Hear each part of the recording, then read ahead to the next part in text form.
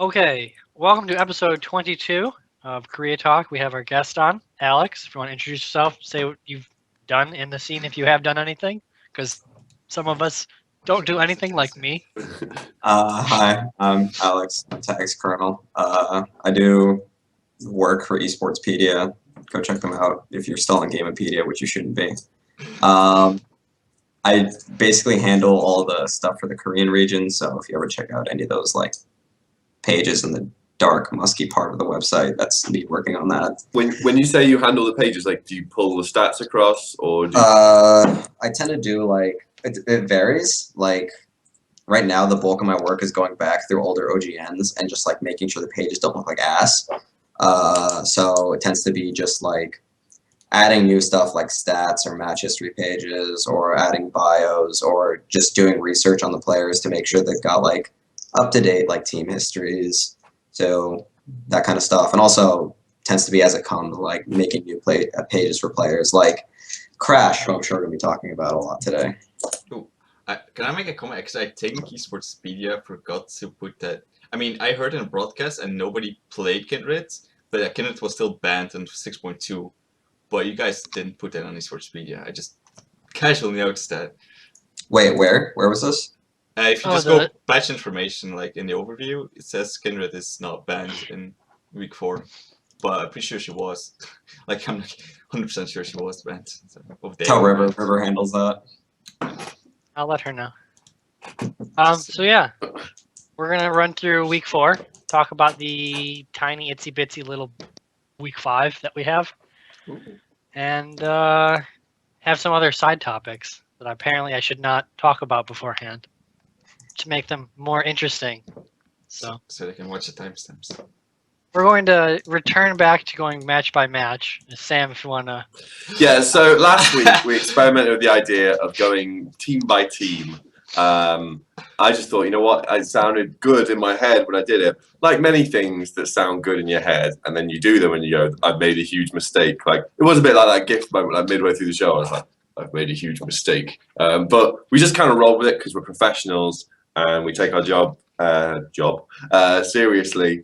And so if you enjoyed last week, I mean, it was a pretty good show last week anyway. I think we managed to rescue it. There's some dynamite personalities on this show.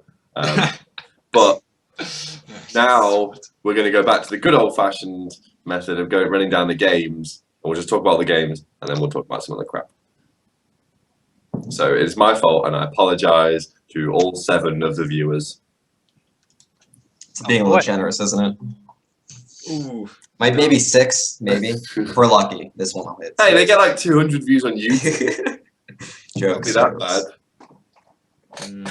So without further ado, we get to start off the great game that is EM Fire. Yeah, versus KT. Ugh, I love some Empire. So that first game, EM Fire did real well. No kills. More Nautilus top lane because why not? And now, because CJ won with it, they're gonna play it even more. Yeah, well, you see, I don't think Nautilus's top is like is that bad of a pick. I think that like it just works in the same every week. It works in the same vein as Maokai, except he's got more CC than Maokai, but he doesn't have like the same. It's just like you know what I mean. So it's just like Maokai. Yeah. How often are you saying Maokai picked current meta? I'm not saying Maokai's. I'm not saying fucking A tier top. You know, pick up. I'm not saying anyone should ban it. Like, obviously not. But just in certain matchups, it's not totally terrible. That's my point. Isn't it pretty good as like a poppy counter? They tends to be. Yeah, because Nautilus does like quite a lot of damage as well. People don't quite realize how much damage that E does in a team fight. No, Nautilus never gonna kill Poppy, but the other way around is the same thing. Yeah, because Poppy's like crazy popular right now. It's pretty strong. Yeah, so that's why we're seeing a lot of Nautilus.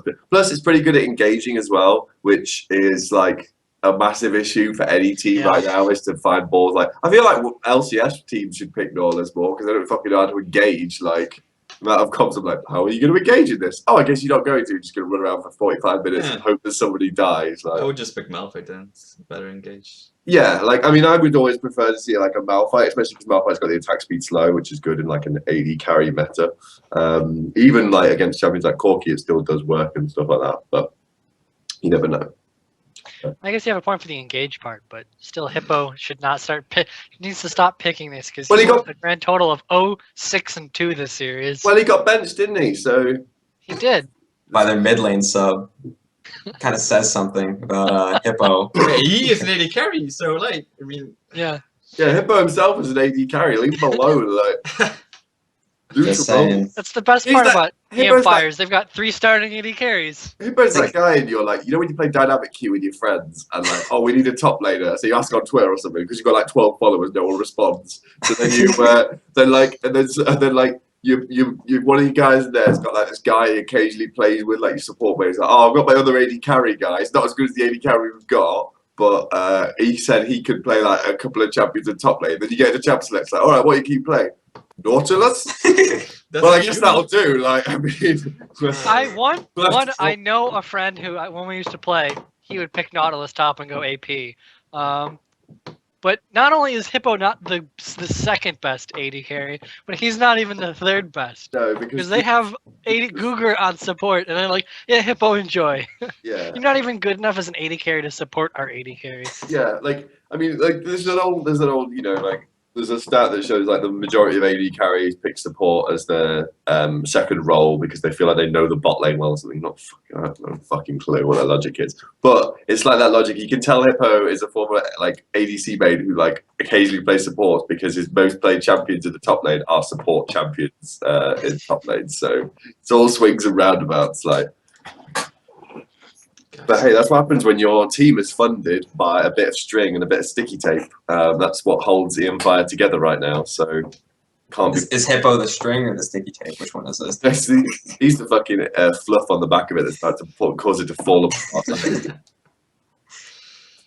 So, what do you guys think of this game besides the fact that Zillion Poppy once again being pulled out to great effect? It's pretty boring. Yeah, it wasn't the most entertaining series, like because it was A, one-sided, and B, Yeah. because of the meta, like it's difficult for a game to be like really quick in like a professional level if the other team's like vaguely competent. Obviously EM Fire are vaguely competent, so it wasn't even able to be like sort of, you know, pre-20-minute wins. So I was like, get over it. There was one thing. I remember in the early game, Guger had some pretty decent roams with Braum. Yeah. Like I will say, Guga as a player looks actually pretty good on support now. So that, and I actually think he's like a pretty, like I think like the best players on EM Fire are like their jungler and then their mid laner and then Guga on support, I would say. I don't think it's not like I think EM Fire are bad players except for their top lane.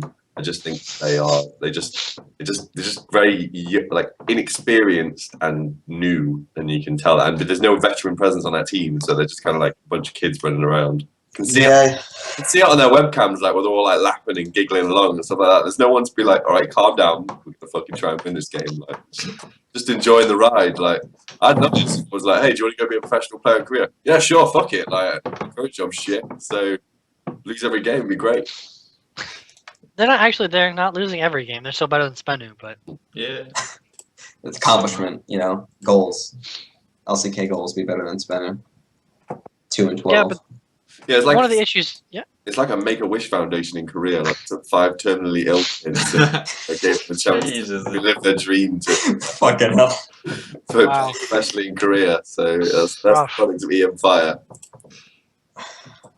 rough praise there. So, I mean, I also the issue too with these is that both times Fly picked Zillion, and you pretty much have to get at least 1 or 1.5 items, and then you can start turret diving with him. So you pretty much have to really wait the 15 minutes without trying to get too much action going with these comps they're picking. But Yeah. as soon as they turn on that, they pretty much ended that game in at least the first one in swift fashion. Mm-hmm. The other thing as well about EM Fire is like I will say their jungler. I actually hope he gets some like a better team next split or even next year because like his Nidalee is like quite good. You know what I mean? Like I actually don't hate it when he plays Nidalee compared to normally. I hate it when people play Nidalee, but in his case, I'm like it's just not a bad pick for you, mate. Nidalee as a pick hasn't been awful on LCK, especially this week. There were some pretty decent games on it. If I'm not mistaken, yeah, Crash played it game 2 against CJ. And then he had a banned I mean, against him. historically, the only time I've ever like hated a pick that's been common in Korea has been like Xerath in Spring Split last year. Don't remind me, man. The first pick. The first. First picking Xerath, and then like Gangplank this year with teams like overplaying Gangplank as well, which they're actually getting better at that now as well. Like, Yeah, because they put him top lane. Like, Yeah, we just moved him. But yeah, so like, but historically, Koreans don't pick champions they can't play. That's very much like they think they What's do in that? the regions. yeah, that's true. I just checking, and except the Samsung Galaxy versus Jane series, Nidalee was pick and banned in every game this week. So yeah, she was popular this week. He's gonna stay it for a while, even though in most regions we see her be a pretty failure. It's you have to have mechanically competent junglers, and You got to get going early too. If you can't snowball at least a lane or yourself, or at least do what Crash does and just simply completely and utterly out farm the enemy jungler, Yeah. you fall behind and you become pretty much useless. Well, yeah, it's a snowball pick. Like she's got a lot of ways she can snowball, but it is 100% a snowball pick. So that's probably why Ambition probably chooses not to play it, because I don't think that guy's ever snowballed a game in his life. Like when I watch him in solo queue, he seems to win by just not derping as much as the enemy team does. Like that's how he's always won in solo queue. It's like the old Ambition conundrum. We want to bench him because he's not very good in professional play, but he's really high rated in solo queue, so we can't quite bench him because the guy we want to replace him with is a lower rated than him in solo queue. So, I think the real issue is people getting baited in Nidalee pick is like the junglers being like, oh look, like Crash did really well in this game in LCK. Like I bet I could do that. And then they pick Nidalee and they get rocked because they're just not nearly as good enough. And like this is the kind of champion that offers no utility past like 20 minutes. The only utility it like has is like killing people. That's pretty much it. And the heal. Does the heal still increase attack speed? I feel like it does. Yeah, it it does. Okay, so it's still pretty, good for it's okay, sieging, but in this 80 carry meta, but I like think we'll get on He is to right. talking different aspect of the Nidalee when we get to later in this. There was a certain use of Nidalee that was pretty smart in a different region with different Koreans playing, but we can touch on that later. Anything else about this second game? KT pretty much did what they needed to do this week comprehensively. Come in. They didn't really show much. They played a Zilean pick that was already kind of coming out of the woodwork. It was interesting to see, like, so obviously Zilean got picked last week in the NALCS by GBM in their win over TSM. They're crushing one-sided defeat over the enemies of everything that is good in the world, TSM. And so then it was like it's very clear. Like a lot of people are like, actually, this Zilean's pick that's good. It's probably one of those that like people are playing in solo queue, and because somebody's done it in professional, they're like, oh, it works in professional, so now I get to do it as well, kind of thing. But Fly's Zilean didn't look as good as GBM Zilean did, but he still looked pretty good on the champion. Like he didn't derp on it at all, and like that. So, and I think it's that ult as well. Like it's one of those ults that's like always going to make a champion relevant. Like the ability to revive somebody's kind of a bit ridiculous, really. Messes up your whole team fighting style. he had a pretty weak early game 2.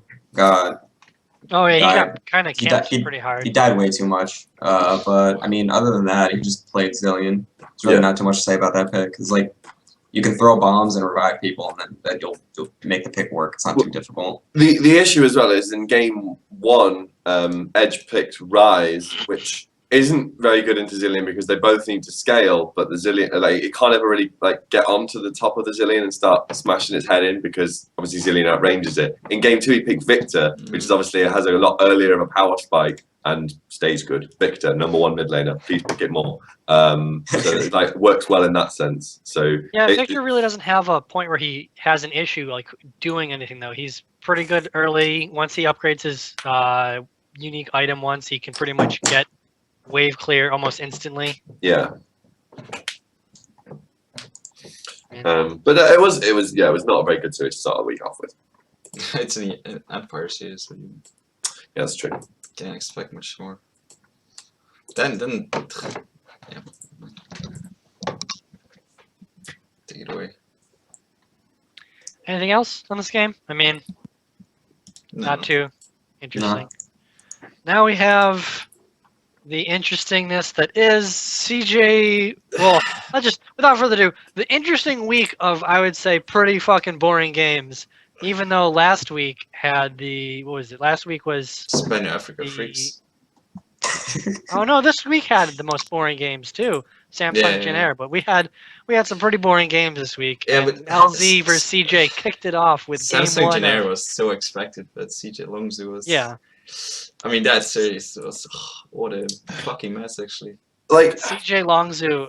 CJ had one comp that they could win with, and it had to like go super late game every time. Which yeah. great win conditions. Like, I mean, obviously, Longs have like a really big roster right now, so they seem to be playing They seem to be playing the top jungle mid. But Pure, as of next week, will be the only player on Longzhu that has not been subbed out yet. Who saw that one coming? Well, Like, actually, I objectively- did, but Yeah, I mean, objectively, the worst player on the roster is the only one that hasn't been subbed yet. he has not a good replacement. So. No, his support player is a rookie. We don't know how good he is. He might be really good. He could be good, evidenced by Crash. But Nobody's ever seen him. yeah. So which do we think is the better like top jungle mid combo out of, because obviously you've got Flame, Crash, and Frozen, and then you've got Expesh, Chaser, and Coco. Flame Crash Frozen. I say Flame Crash Coco, but I can't choose that. Yeah. But I don't care. Oh, I still want I- to choose that. Like, I don't think Expression has really been an issue. I would say out of that, you pretty much Crash is the only one I could say 100% looks significantly better. There's clearly something wrong with Chaser. yeah, like I he said- just doesn't seem to be what he was before. that's what I was worried about. But if Crash can I don't know. overcome him, I don't it's know if like good. the generic experience of the summer has ruined him. Yeah, he was bad then. Like He You know- he you know- sees GVM enjoying North America, That's what I- styling on bitches, and he's just like, That's what I think it was. "Look at me." I think GBF, I think Chase had some offer with like mad money to go to like China or NA or something like that. And then like last minute he got the Longzhu offer, and his mum like will have talked him out of it. Like, no, you can stay in Korea if you take the Longzhu offer. Like, take the Longzhu offer, it'd be great. stay You with can your play on a top, family, man. you can play on a top Korean team, you can win worlds, you can do all this kind of thing. And it was like, all right, yeah, I'll do that then. And then like a couple of weeks in, it was like, oh, this is shit. Like, you know, I'm constantly being benched for some rookie guy. Like, What was his first time? you know, I'm still having to play against really good players. Like, this is fucking shit. To be honest with you, I wanted to just cash out. Like, so I think Look I at think he was ready. Reignover's Long in as it North was that- America, and he's winning. Longzhu's that Chinese money though. That Chinese backed Yeah, money. they still won't pay as well as like the actual Chinese. It's probably true. It's probably true, but it's like a mix. You know, he's like, oh damn, I get to stay in Korea and get the Chinese money. Why would Yeah. I take this? I think it's And now he's getting dumpstered by bubbling, and that's well. No. That's No, no. over exaggeration. Over exaggeration. no, But you know what I mean. There You was know what I mean. there was a funny point in game one where Bubbling was level 5 on Elise and Chaser was level 8, and then Bubbling like went over the wall where the golems are on the top. Yeah. Red Ooh, side. Madlife was a Jesus. Yeah, and he went over and like Bubbling was on like no health, and then he like threw the spear into the golem and then like tried to pounce him, and then Madlife like flashed over and stunned him, and then Bubbling just killed him. And I was like, what the hell happened there, mate? Like we're like 3 levels up. Like, Yeah, he was stunned, ignite, and then like one hit from. oh yeah, He but I was dead, like, so it's he clearly misplayed that. Like for 3 levels up, you should be fucking getting killed. No, but by he was repelled. He couldn't do anything. He was waiting for him to repel down, and when he repelled down, Madlife Flash stunned him. I just feel like as soon as that happened, Chaser was just permanently tilted. Like his face was just like, Yeah, but see, I mean, if that's an issue with him, I'd much rather just see Crash play. Hmm. I think Flame and Expression. The Expression has surprisingly been other than Crash. I guess like can't say he's been the most surprising thing from Longzhu because Crash is clearly gets that nod. But I mean, Coco has been playing not as hard of a carry as he has before, but I really haven't seen anything specifically like, wow, he needs to be replaced. And yeah. then you have Frozen, who's played exactly similar as how Frozen has played before. Same with Chaser and Flame. I don't see like too much of a massive difference between them. Yeah, like I mean, I wouldn't say Flame's played bad in the games he's played. It's just he seems to have played in like every time he seems to play like the rest of Longzhu seems to play collectively worse, or they play against Rocks Tigers. So like he's not really having a good time playing. He's having the same issue at an LGD. Like the rest of the team just can't be bothered to play when he's there. Maybe he's an asshole in comms. Who knows? Like, Dude, I would believe it it's based just, on what the Oh, that Blaze farm! player said. Freeze that farm for me, but you're still freezing the lane yourself. Yeah, but I want that one frozen for as soon as this one freezes. yeah. He's just like someone like misses a CS and he's like, what the fuck did you do there? He's like, how the fuck did you even see I missed a CS there? Like, fuck off, mate. Like, I am everywhere. yeah. Like, It seems like Flame just wants to like farm the whole time, but I mean with Gangplank that's fine, but I think with Poppy you can be way more aggressive and try and Yeah. make plays instead of freezing a wave at your inhibitor turrets. like I get the impression that like when Longzhu were building their team, they had a bit of an issue with the top lane because they were like, well, we can't get a top laner who's as good as Someday or Smeb because obviously that person does not exist. So then they were like, right, well, we could go with we've obviously got Expression still on the payroll, so we'll use him, and then we'll buy like an old top lane legend and hope that he can reclaim some form. So it's like 2 season 3. Like really good top laners, and they're trying to get one of them to kind of reclaim the form they had in season 3 to kind of be that really good. Because both of them in season 3 were like legitimately like top 4 in the world at their position, and were really fucking good back in season 3. So it's like they need just one of them to kind of just take it up a notch. And I think that's the issue you see with like a lot of these Longzhu players is one of them could just take it up a notch and play better than his counterpart with, and play how he did in his prime, i.e. Coco.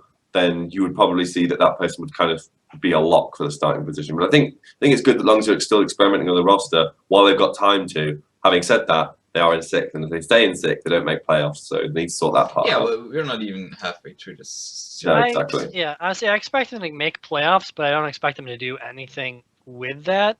Do we know the playoff format yet? Is it gauntlet It's the style? same. Just, It'll- yeah, okay. it'll it's, still be Stupid the same. gauntlet. hopefully I no don't know, best I of mean- 3. Yeah. It's gonna be between either them or Samsung. I could see either one making it to playoffs. But once again, yeah, I don't expect them to do much. The way KT and Rocks are looking right now, even SKT is looking better, but I don't know. It doesn't seem like they're doing too well.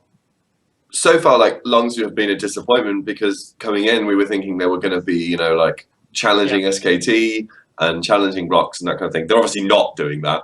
I think the expectations were a little overblown considering you're putting together players that, for the most part, like a couple of them have played together, like Flame and Captain Jack, and like Yeah, but like I would They still say like they have like one of the most stacked rosters in Korea kind of thing. Like you look at like the amount of good players they have on that team, it's insane kind of thing. Like I mean, you're looking at the same thing happening over in North America with TSM. You just see a roster full of like superstars being put together, and they just don't mesh yet. yeah, And but I think when Longzhu gets a better idea of like where their roster is looking in terms of who are the better players, they'll probably start to mesh more. I think they're probably scrimming with like a mishmash of just like the players that were together. And you've got 10 players.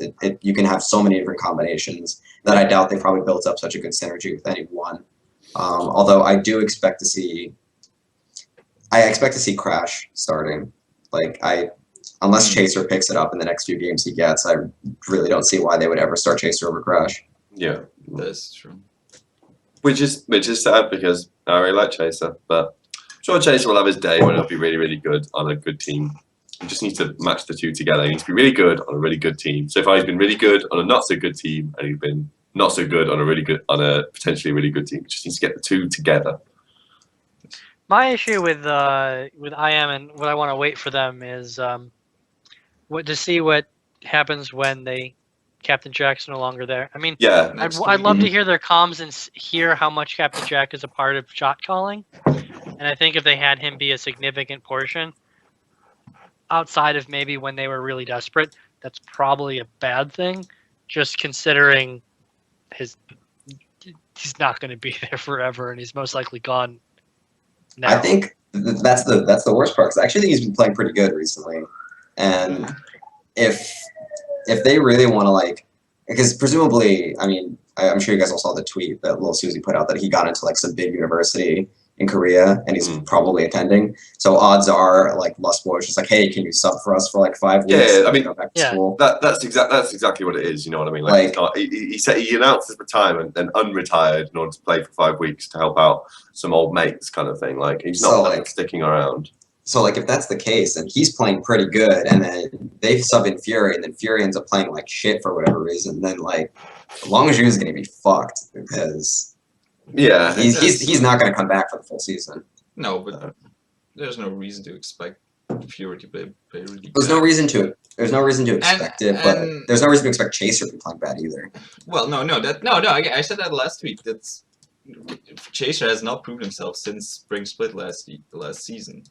Like he was not good in summer. Okay, like he was also a part of it because of his communication issues with the team. A part of Jin Air being completely downfall, even though they should have been a way better team yeah. in They had, summer. they had good players last year. Like Jin Air's roster last year was better than the roster they've got this year, and yet the roster they've got this year is performing like better in the spring than they did in the summer last year. You know what I mean? Like, Fury was performing very well at the end of summer last year. yeah, he was And- legit. And right now, Captain Jack is just playing decently good on Lucian, but like his Skorky games 2 weeks before were pretty bad. I mean, they were not impressive for me. Definitely when he got caught a couple times in jungle and stuff. I mean, Captain Jack is great, like, but like, I see no reason why Fury wouldn't be an upgrade pure mechanically at least. And they can build one. But Captain Jack was definitely not an issue this week. Why they this Definitely. game, but. Yeah, I don't know. I don't know how they lost this series for CJ, other than they just made the same fucking mistakes in Game 3 for some reason. But then with other players, It just seems like they're not playing proactively at all. At least to me, they just don't seem to do much, and then they just kind of sit there and then slowly bleed out and die. And I don't know. Like I don't see any reason CJ should have won this series. If you look at just like it's, you look at like how Crash specifically played in both of his games, like I don't see how. but Like this guy's literally trying his heart out to try and win the series, and he just can't. they shouldn't even have lost the first series. Like CJ's comps make no sense because they're relying on a pure tank, top lane and jungler, and they're having and then they have so little damage outputs in their carries. I mean, high DPS, it's always in short bursts and poke and stuff, and they're playing against 4 damage eaters, and they can and Longzhu can never close a team fight out, which is ridiculously stupid. The first game was just kind of that one fight, really, that cost them at the end with the bar Exactly. where Mad Life time took it. The third game they lost, I was waiting for Frozen to build Zonias for almost the entire game, and he had an still arm didn't have it guard. by the end. He had the arm guard. He had the arm guard. But he built Rabadon's over that. I just think if you're playing against a team that their only damage is 280 carries, you're going to want Zonias. I guess his mindset was like, I need to carry, so I need to buy more damage to carry. But that's Flame wasn't going to carry that game. But they still didn't He have enough just damage. died Like, every time they even. yeah. there was one thing they had enough of, and that was damage. Well, I mean, part of the reason that Longzhu aren't looking very proactive is because of the meta, and because it's really fucking screwed, and like the way that the game's played. Like, How that's. I mean, A lot of initiation is banned, pretty much.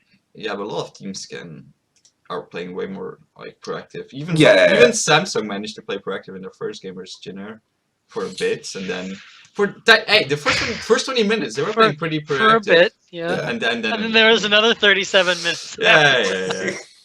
But I mean, if even Samsung can play a bit. Proactive. yeah.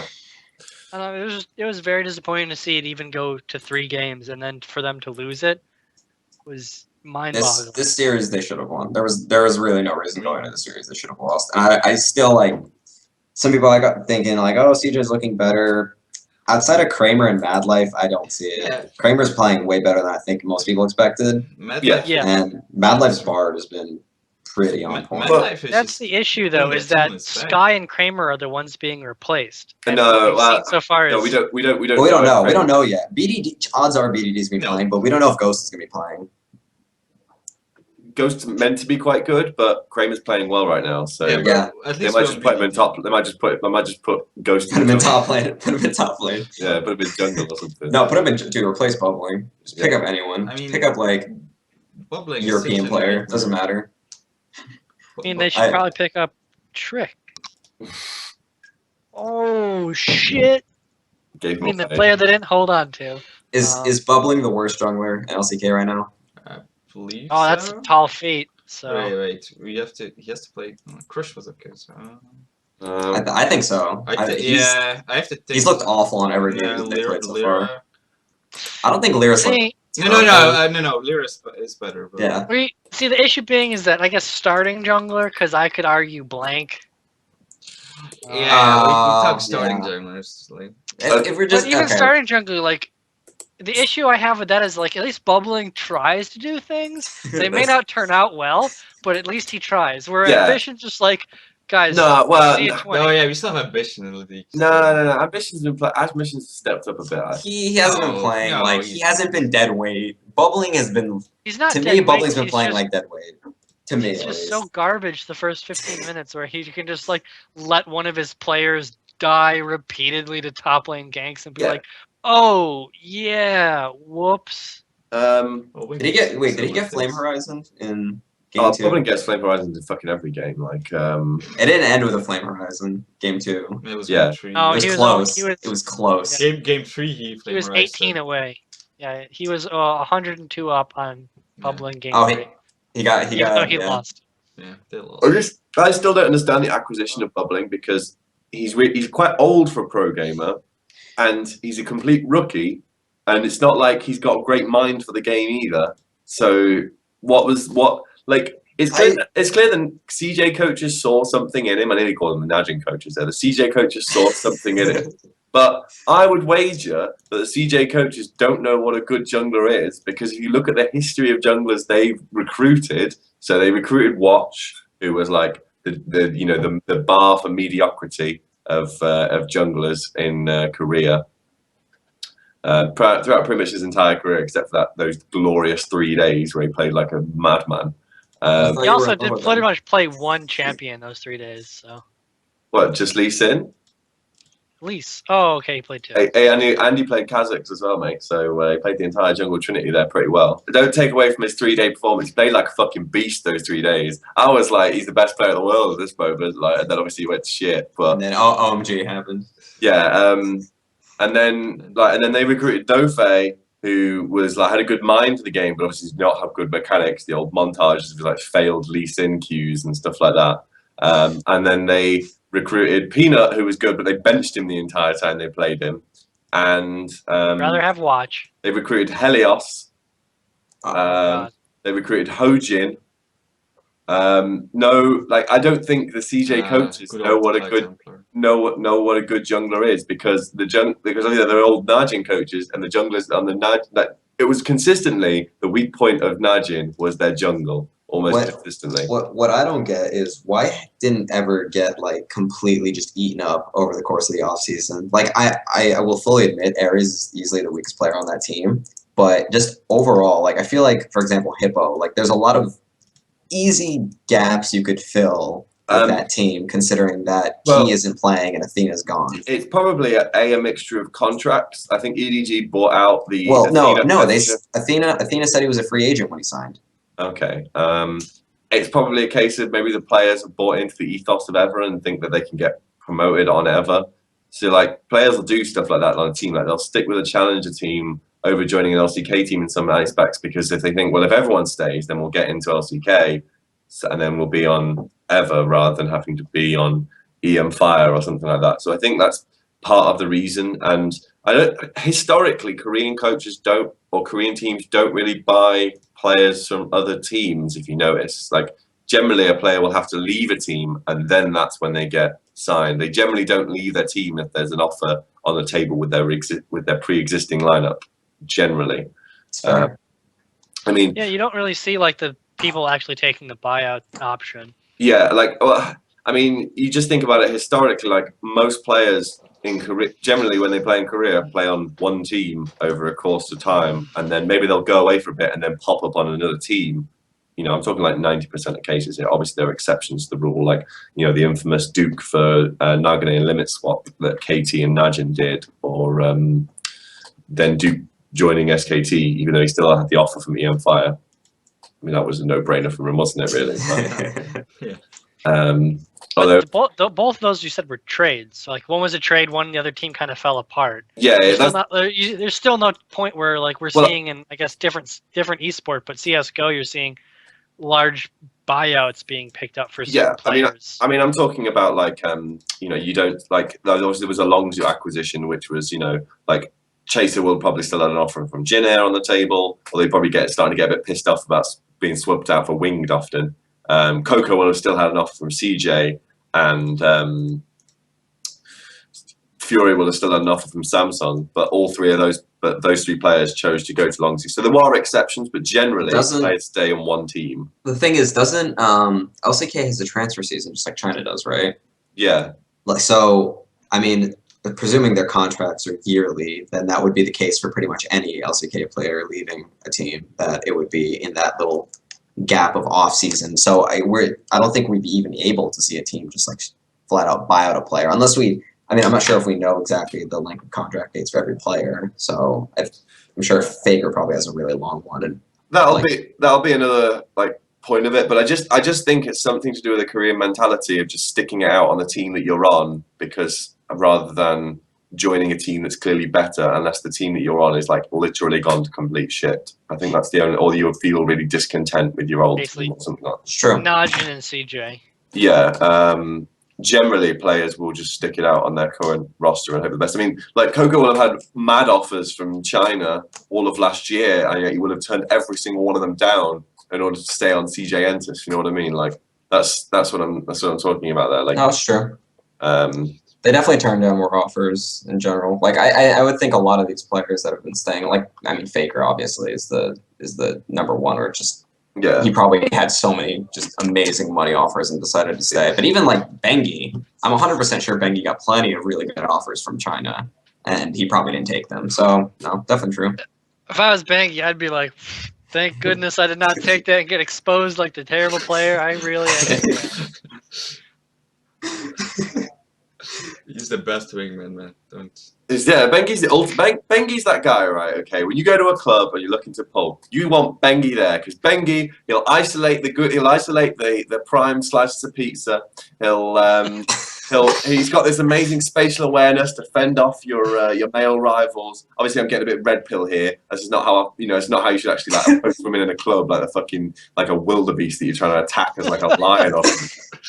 I mean, you wouldn't want to be going for girls that look like wildebeests anyway. But like, unless you're into that sort of thing. Yeah, but that's how. I mean, yeah, everyone's got a different. We're not judging. Yeah, I'm not a judgmental person. This is a safe space. But like Bengi is your ultimate kind of, like if you're in a job, like he's the guy, like if you fuck up, like he'll take the hit for you so that you get the promotion anyway. Like Bengi's so what you're trying to say is that if someone threw a grenade at you, you'd want Bengi staying next to you because he'd be the person to jump on top. Yeah, Bengi jumped the grenade. Absolutely. Yeah, oh look. Luckily, Korea never goes to war. So but luckily he's unkillable. Like in the sense of you can literally stab something through his heart, and then next day he's like, "Oh, I'm all right." He's like Kenny out of South Park. You know what I mean? Like you can't actually kill his career. Like he can play like actual dog shit, and somehow still have full confidence of SKT coaches. Luckily for Bengi, the person he's jumping on the grenade for is literally Rambo. So he'll make it out. He'll be fine. He'll be okay. So Bengi is a side character in a movie. Every movie needs a side character, and he is, he's your sidekick. He's the role. He's what's his face? From he's the guy Avengers. From the shrimps? No, from Avengers. Okay. The guy who got shot in the first Avengers movie and died was Agent Carter. Was that his name? Oh yeah, he didn't really Coulson. Yeah, no, he doesn't really die. He just shows up at the later. He's like, oh no, just kidding. I was fine the whole time. Like I died for the Avengers, but now I'm good. Actually, it's not really a fair analogy to say that Bengi is the Robin to Batman's Faker, because Robin changes quite a few times in it. He's more like the Alfred the Butler in the terms of he's always there to support Batman and never changes. There's not more than one Alfred the Butler. No. The top lane is Robin. Yeah, the top lane is Robin. So Baker's still trying to work in his new Robin in this aspect. Like, Impact went off and was decided to go police the NALCS under a different Supera alias. Mara got beat. Morin got his mind messed up by Chinese chemicals and is now a really shit player in LPL. Oh yes, just like- suddenly, like- overnight, Impact is overnight, Nightwing. he left SKT and Yeah, Impact is Nightwing and the skill vampires visited him just to Marin's suck out- Jason Todd. Yeah, Yeah. Jason Todd said it's the second LGD, Robin. LGD is the Joker, just beating Jason Todd with a crowbar Yeah, until he yeah. dies. Something about joining LGD. Like, I love when you watch the LGD players go, they've just got this really stoic face. Like, oh, good to see you guys again along. Like, all hate each other. We're so far off topic now. We are. I was gonna go with Forrest Gump reference though. A quick last note on CJ Longzhu. So I don't know if you guys know this. I think But- this discussion has gone as long No, as this is game it's one true. ends. But this is very like last quick point. So Crash actually, technically, if you want to look at it, he's not a rookie. He played in LSPL Yeah, I know. under the name Go Eat. And I talked to Kelsey Moser about this. Apparently, he was really fucking good. So Yeah, Take that for what you will. Monte kept saying it like, oh, yeah, it's first professional game. Like, no, he actually did play some games already. Yeah. Tricky Koreans and changing their names to make sure they can get that disgusting stink of China off of them. What you got to do when you change region, you got to change your ID as well. so that, from relegated from the LSPL to Yeah. smashing. Well, I would LCK say that tournaments. that's something we've seen a lot of players in Korea do. Is as soon as they have like, oh man, that was a really sad year. Change my name. yeah. No, nobody knows it was me. That's why Wraith changed his tag 5 times. Like, from He wants to get the stink of Casper and Lorray off of him. He doesn't. No, we don't talk about AHQ Esports Korea anymore. Just forget it. It's gone. Oh yeah, he wasn't Ice Bear. Who was Ice Bear? No, he was. No, he was Ice Bear. Was Ice Bear? Oh god, Yeah. his origin. Wait, hold on a so second. many fucking names. No. It was Casper, Icebear, and Lorray. I think were all of his names. I don't think he had another one. No. Originally, his name was Nike. So when he played on Okay. BSW Errors, then he changed to Lorray for AHQ. Then he changed to Ice Bear for Jinner Green Wings. Then he changed to Casper on SKT. And then he changed to Wraith on Samsung Galaxy. Every time he changes his team, he changes to another ID. It's like his gimmick. A progressively more and more emo tag as well. Like the I next thought one- Ice Bear was pretty cool, and Casper was pretty I- funny. I liked Ice Bear because it was like, oh, look at my little polar bear. But like Wraith, like, Ice Bears eat your face, man. Just saying. yeah.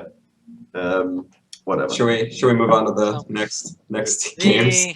The Africa Rocks, which is the only really thing to talk about besides Rocks Tigers playing like Rocks Tigers, was game 2, where they completely tried to really be Oh yeah. I mean, They just got shit on. That's pretty much it. I Yeah. yeah, was watching this game and like outside of like it was just a couple kills Africa got early and then that was the game. they had no way of kind of being able to fight team fights even. No, They needed to skirmish with their 80 carries and Yeah.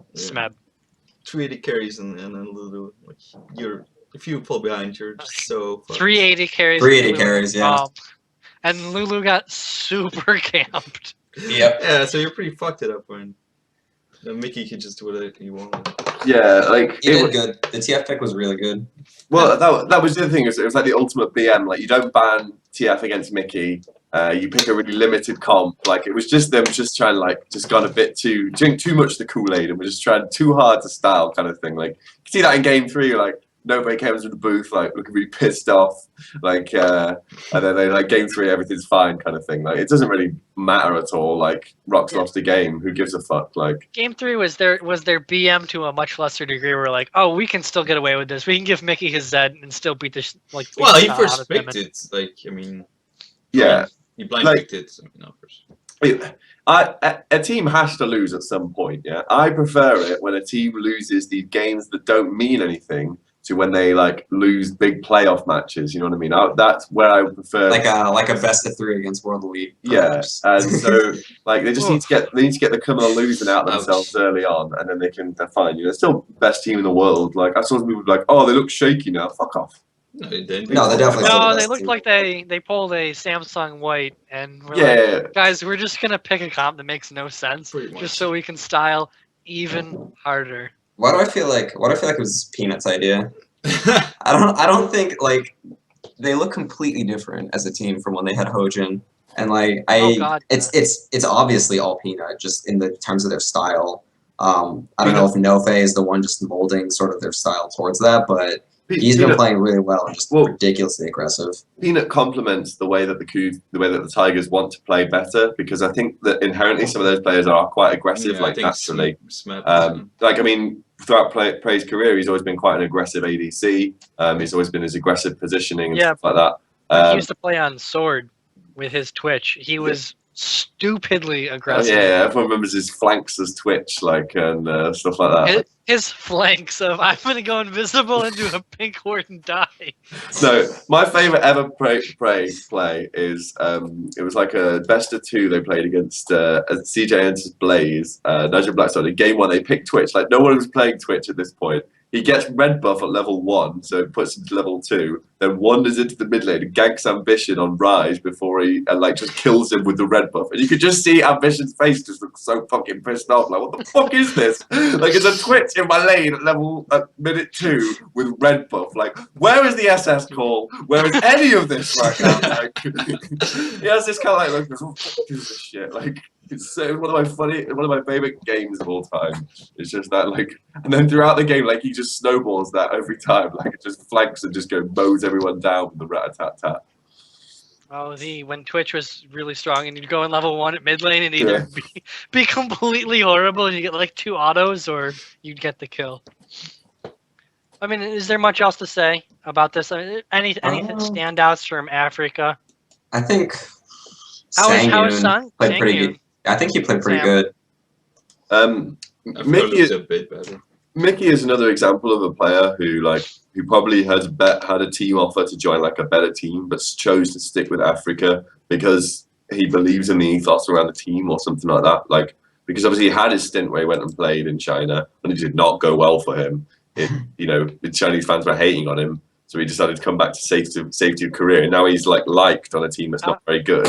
How dare you, Sam? Clearly, he chose his friends over the money. Well, and he's going to use the power of friendship to continue to place 7th to 8th place in the LCK. Yeah, but that's kind of mad banquets. That's kind of my point. You see this example, like he's a player who could have gone and done a better thing, but chose not to because he wants to stay on the team that he believes in the ethos of and stuff like that. Because obviously Africa at the start, they got in the old CJ Enters coaches. They said publicly, we're now a professional team and we now want to win games. I mean, that was a bizarre notion. Huge mistake. Should have kept it Chani. Before we were quite happy to lose, but now we want to win, and now they're losing more. What a bizarre turn. They're gonna end in the same place they did last season, which was I believe 8th, right? I believe it was 8th. No, Samsung ended in 7th. Samsung ended 7th, and Junior ended 6th.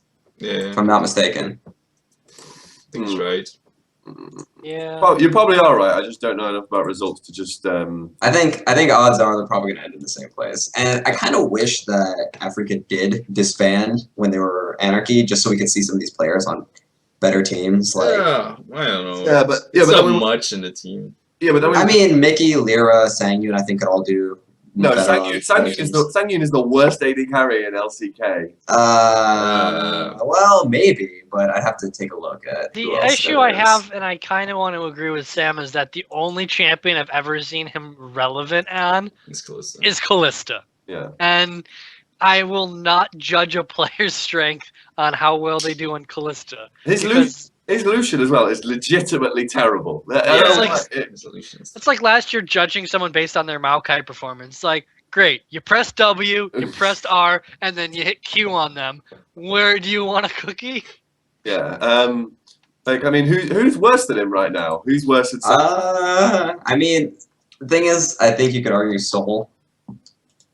I think there's an argument to be made there. I think that's a bit of a low. Maybe Core JJ as well. No, Core JJ is better than Stitch.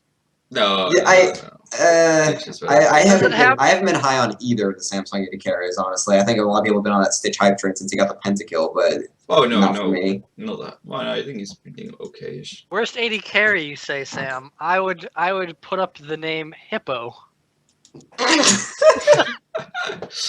Yeah, but obviously he's not even playing fucking AD carry. You can't know that, like.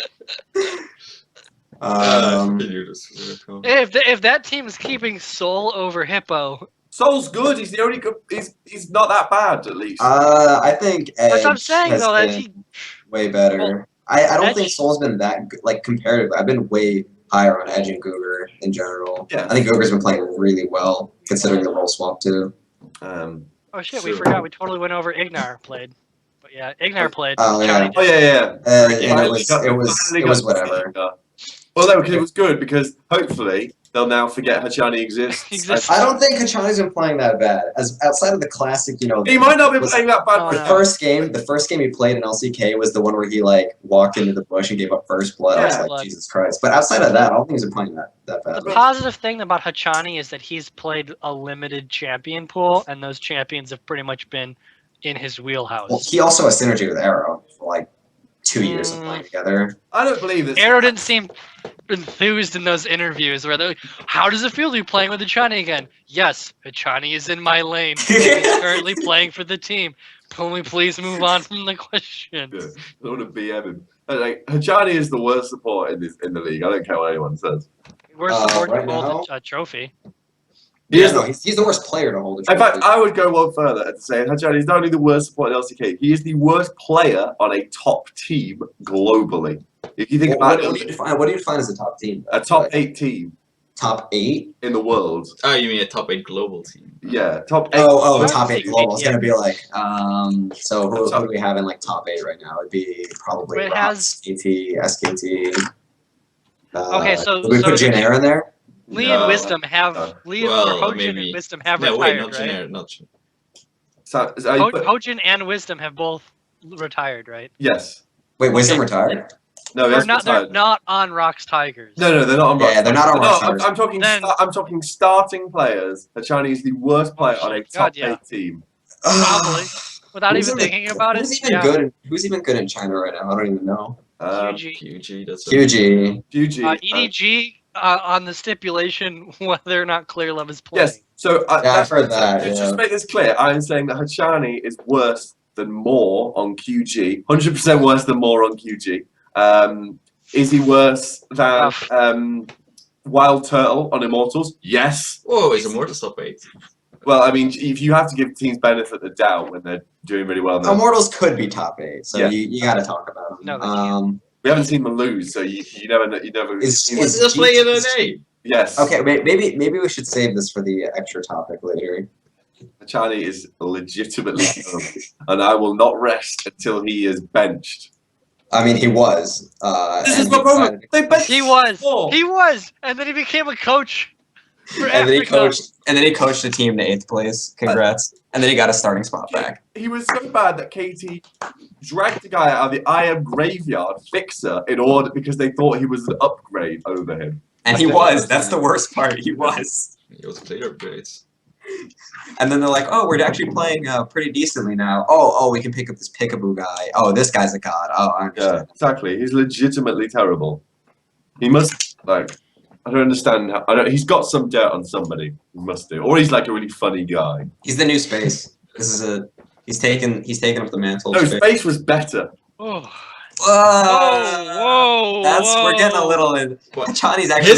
His silver was good, so technically he was better because he had one good champion. No, because Hachani has been able to been legitimately decent at Alistair. Yeah, And okay, his that's true. mom- There's champions of China's good. That's Space is just yeah. Space ended the Space career of is the gone. greatest players of all time. So I think Shy ended his own career. I'm just saying, but Jai let's is talk not about bad technically. life. He's still on the team. yeah. In his weird player coach role, Hom 2.0. Or like getting a paycheck. Yeah. So So, yes, Ignar What is else is there finally to playing. say about? Okay, yeah. Let's move on. Let's continue with the Rocks Tigers Africa. Is there anything Yeah. else to talk about this? No, No, we were done with this. Spenu SKT. Oh boy. At least SKT did not lose a game.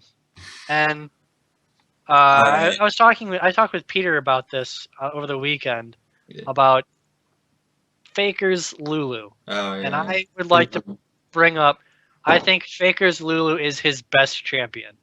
I still find it hard, but it's very he had very had such a bad early game in game 2. He was 1-3, I think, at one point, and like I Yeah. actually think Yeah. Bengi He ended 8. rocked Spenu in game 2. He was doing so much work. He was everywhere. Like, I think the score is really deceptive for Fakers Lulu in game 2. He did well in team fights. I'll give him that. He did well. Yeah, That's my issue. I is don't that look at even the if he- score. I just look at how he plays in the game. No, fair enough. I think people are just gonna look at like if someone's just looking at the scoreboard of this game, they're gonna be like, "Oh, Fakers Oh, yeah. 3 and 6. He must have carried." I don't think so. No. See, I don't think it's his best champion because he carries, but I would say this game was definitely a bit weird in the early lane phase. But usually he is the most absolutely punishing player because you take one step and you're getting an auto attack to the face, and he pushes the lane so hard and usually takes the turret on Lulu at like sub 15 minutes every game he plays. And this was a kind of an anomaly. He's And as I watched this, it was like I was kind of shook by how bad he looked compared. Yeah, so Faker's clearly in like a little bit of a slump right now. He's not playing like, but then when you consider like he's the best League of Legends player of all time and has been for the last 3 years, it's kind of expected that he's going to have like the occasional low. And I think this is his low, but like he's still good. It's just he's not. His slow is still like He's up not here. completely The dominant. thing is, this happened last year at the exact same time, and that's why people are like, "Oh, Easy Hoon is now the Yeah. best mid laner." But like the way Scout's been playing, no one's ever gonna say that about him. Like Faker's still really, really good. And I think he's playing really, really good this season. Like not as good as normal, not nearly as good as normal, but I mean he's fine. He does a lot for his team. He's still really good. I've only really had complaints about his GP games. The rest was pretty good, except maybe some laning, too aggressive laning early game. That's it. But that's Faker. He's always aggressive, and that's sometimes, yeah, he dies then. I think the more interesting thing to talk about is why isn't Spenu good? Like Flawless. yeah, you look at the roster. The roster is actually pretty decent. I mean, Their top lane is legitimately terrible. Yeah. That's, no, yeah. Sora's Sora. not good. Sora is But pretty you look at bad. the rest of their team. The rest of their team's pretty good Rest is in okay. terms of individual skill. Not Flawless has together. not transitioned well. The problem I with them is that all of them are what like sort of middle of the table at best, and none of them are terrible players except for their top lane. Are like legitimately terrible players. So this has a weird kind of effect where none of them feel. I feel like when like Korean players when they go onto a team, because I've heard Loco Doco talk about this as well. When they find themselves on a bad team, they kind of sometimes they'll go, well, I'll work harder and then I'll look really good. And some of them just get in the mindset of like, well, I don't need to practice that much. Like I'll look okay in the games we play. We're gonna lose every game anyway, and I'll just wait for a better offer to come along, and then I'll just try hard on the next team I get onto. You know what I mean? So I think there's something just wrong in the team atmosphere that's just causing them to just kind of go, fuck it, like. That's possible. I think it's probably a lot to do with the Like- organizational issues. Yes. I doubt they have too good a coaching staff right now. But that's the other issue as well. Like when a team is bottom of the league, okay, that is not a sign that like it's just a bad team. Something behind the scenes is going very much wrong with the team as well. Historically, when a team hits bottom and struggles to win games, something behind the scenes is going wrong. Now, it's not always the fault of the supporting staff, but there is something wrong with like the team atmosphere or the way they're playing the game or something like that that is causing them to lose as many games as they are. Generally, there's a big controversy behind the scenes. Look at SK Gaming and Copenhagen Wolves last year. That was pretty similar Yeah. stories. Yeah, and Sure. then you think about like Meet Your Makers as well, or like any team that gets relegated generally has behind the scenes issues on the team. Even if it's just a case of like the atmosphere in the team is shit and all the players hate each other, generally that team there's something going wrong with it. You know what I mean? So Or you just can't field your team. yeah, That's TDK. And there's certainly nothing that's gone behind the scenes at Spenu. Not a single thing, No match fixing or, Well, perhaps this is a jailings that may have different game, happened. but No, I know, but it's still organizational Still same stuff. And organization. well, it's not technically organizational because Spenu sponsored Yeah. different. The Spenu StarCraft 2 team and the Spenu League of Legends team weren't actually connected due to the weird way the Korean esports work. I thought the head coach was still the same, like not like coach, but he was still like GM basically of like both teams. I thought that's what it was Gerard, right? Yes and no. Spenu sponsored Startail and they sponsored Prime's League of Legends team and Star. Okay, so they were literally just two different organizations with Yeah, branding I think sponsors. Gerard had a bit of crossover, but who knows what Gerard was actually doing? So It's true. Point is, Spenu probably is There's some- better than there's we're some- being led on to believe. There's something Probably. wrong with Spenu right now. You know? And it sucks because, like, I mean, we saw how good Flawless was in Kespa Cup. We saw Nuclear and Secret have played better in Kespa Cup, and I think Sasson was easily their best player throughout all of 2015 Summer Split. Like, I don't think there's any real debating that. Yeah, And true. these players are good. They're pretty damn good. I just think they're either trapped in contracts they don't want to be on anymore, and because of the behind the scenes issues that are causing the players like to just not care. So yeah, I just think it's like a mixture of like it's not what they signed up for behind the scenes, so they can't be bothered to practice properly, which is why, you know, you would generally find that when teams play shit, it is a lot of the time just due to the fact that they can't be bothered to practice properly. They might be practicing a lot, but there's a difference between practicing hard and practicing smart. You know what I mean? So, Who do you think? Or continue. that's it basically. But Pinata, what were you gonna say? I would say it's if you can practice 8 hours a day and get nothing from it, or you can practice 2 hours a day and meet the specific objectives of what you're trying to do and improve drastically from the 2 hours over the 8. Practicing for X amount of hours is not helpful unless you have pretty much an objective and a goal you're trying to practice for, and then you review that goal. yes, Who do you guys think is gonna be the first team Spenu beats? That's a good question. That's what I'm curious, because it was Jin Air last year. Well, the I'd say only there's team they beat. Probably a good chance of EM Fire. Yeah, Just 'cause When do they? Who do they play next? They play CJ? Longzhou. They play Longzhou this week. and then they play Uh, Samsung. Samsung, and and- then Rocks Tigers. Okay, so they won't win in the first half. No, not a chance. I would say they're probably going to beat or CJ or EM Fire. No, they won't be CJ because by the time they play CJ, Oh, they'll yeah. BDD is going to be in, and if Sassen maybe- can't style on him, probably. I would say they would either their next chance we know of them to get a win is Samsung due to a weird kind of like ambition meltdown where he gets caught 400 times in a game or something. We've seen that before, but I think that's like a very low chance of happening. I think it's gonna be Africa. I'm going to say my vote's on Samsung actually, because I feel like if they need a win, it's going to be on the back of Flawless and Sassen, if they're going to get one, and I think Ambition and Crown are probably the weakest mid jungle duo out of the teams we've been talking Yeah, about. that's because Crown has. Actually, maybe CJ because bubbling is pretty shit. Yeah, But it They're depends not on how gonna good it depends on how good BDD is. but yeah, no, if I was to, I would say that they're probably my logical bet would say I'd probably beat EM Fire or Africa next time they play them, but they lost them both times they played them before, so who knows? So we get to move on to the day that was forever. Day 3, Jin Air Samsung, 57-minute opening game. I'm just gonna say it. I hate this meta. This meta is so boring to watch. This was really painful to watch. But it's mostly those two teams. Like, I mean, it's a combination of the two. I think. I mean, Samsung. I don't know. could have This ended wasn't the only earlier, 50-plus game, 50-plus Yeah. minute game this week. Ian Fire. But the rest are mostly EM Fire games. I mean, Yeah. teams are always gonna have longer games because they can close these. And definitely, I mean, that game could have ended so much sooner. But Samsung had to take every turret before they tried anything, and before they were able in a winning position, they were losing. So Jin Air was doing stupid stuff. And like, I mean, why would you go for the? They go for Baron, but they actually have to have a plan instead of just keep suiciding, try and Baron and throw their lead. I don't know. Game 1 was horrendously slow and A failure. lot of this year is pretty horrendous.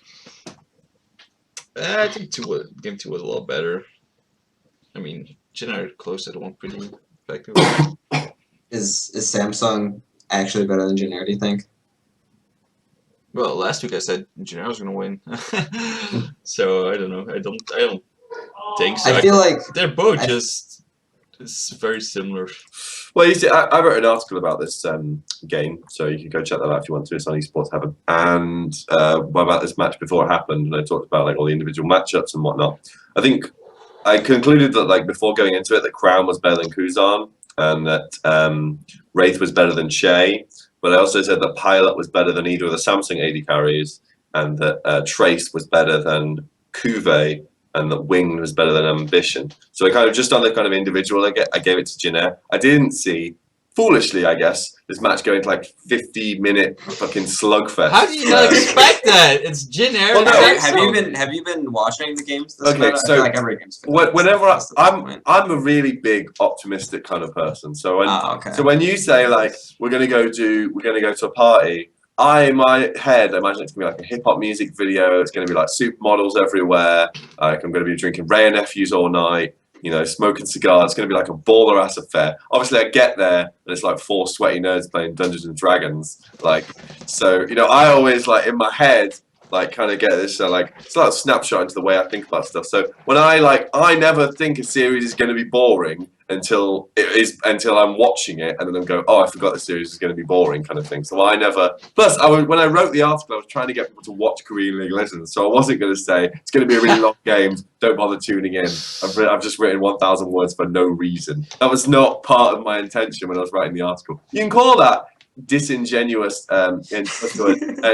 compromise of my journalistic integrity. Fuck Did you. you say Crown or Kuzan are the best mid laner in Korea? No, I don't say Really superior to Faker. I don't say anything fucking outlandish. Journalistic integrity, still I was have it. very Clickbait. Held I on was to very it. reserved in the way I talk about the players. I didn't use even the closest things. I just put like week 4 preview for the match. I didn't even give it like a fancy title. That's why I did shit. But I will say, like, I never see think a game series is going to be dull until the series is dull. So I always get it hyped in my mind that it's going to be really exciting. Like, I bet you're hyped for Aimfire Spaniard Like, for this one. so last year's winter, 13 to 14 winter finals, you know, when SKT were wrecking everything and Ozone looked all right, but not that great on the other side of the bracket. I thought the series was going to go to 5 games and be really close because in my head, I was like, SKT are going to win, but it could be really close. Like, you know, my back of my head's like, it's going to be exciting. You must tune in for it. If it's not going to be exciting, then why the fuck do I wake up at 8 o'clock in the morning to watch it? Because you're a masochist. Yeah. So I 8 o'clock. What a nightmare. Hate yourself. have to think the series is going to be fun. Otherwise, I'll just go. I'm not going to watch it. So yes. It's all thoughts, man.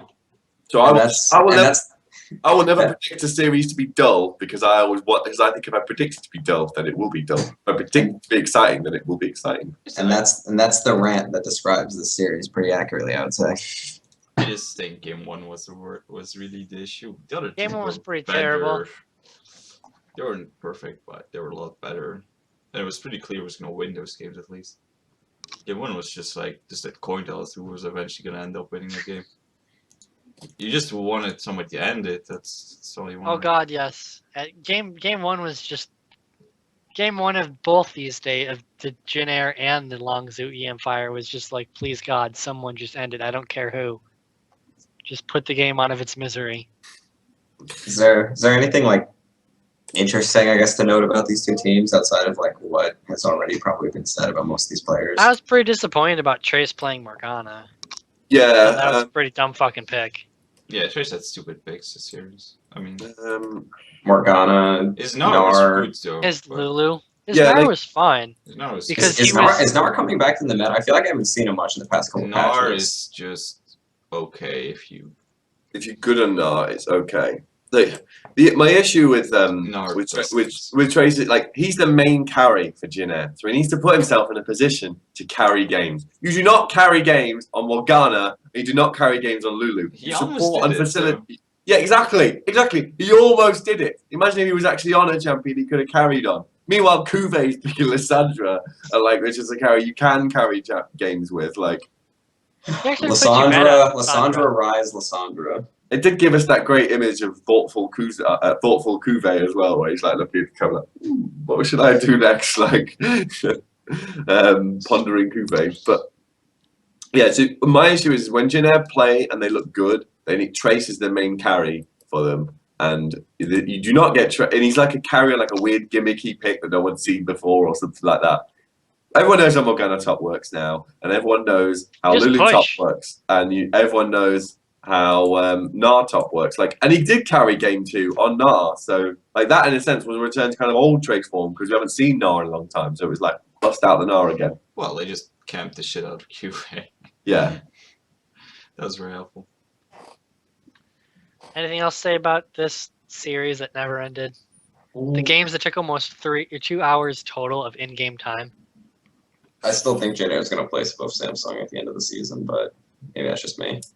But they have more points already, so it's. Oh, well, I guess. Well, that's partly right. because Jin'er had a softer schedule, and you now look and think Jin'er. Yeah, now- they beat SKT. That's why they got. Yeah, and Samsung beat Longzhu, so They still have to play yeah, KT but in months, right? Yeah, but Longzhu and SKT are not the same. no, I'm not saying they are the same. The point, I see, if you read the article, you would know this. The See. other point I made in the article was that this matchup was interesting because I predict both teams will actually perform the same against. So both Jin'er lost to Longzhu, beat SKT.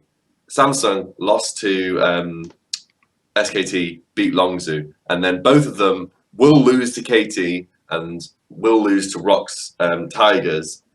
So it kind of means that their matchup, you will watch their record at the end of week 7 will be the same, except for the series win that Samsung have over Jin'er. That's my prediction.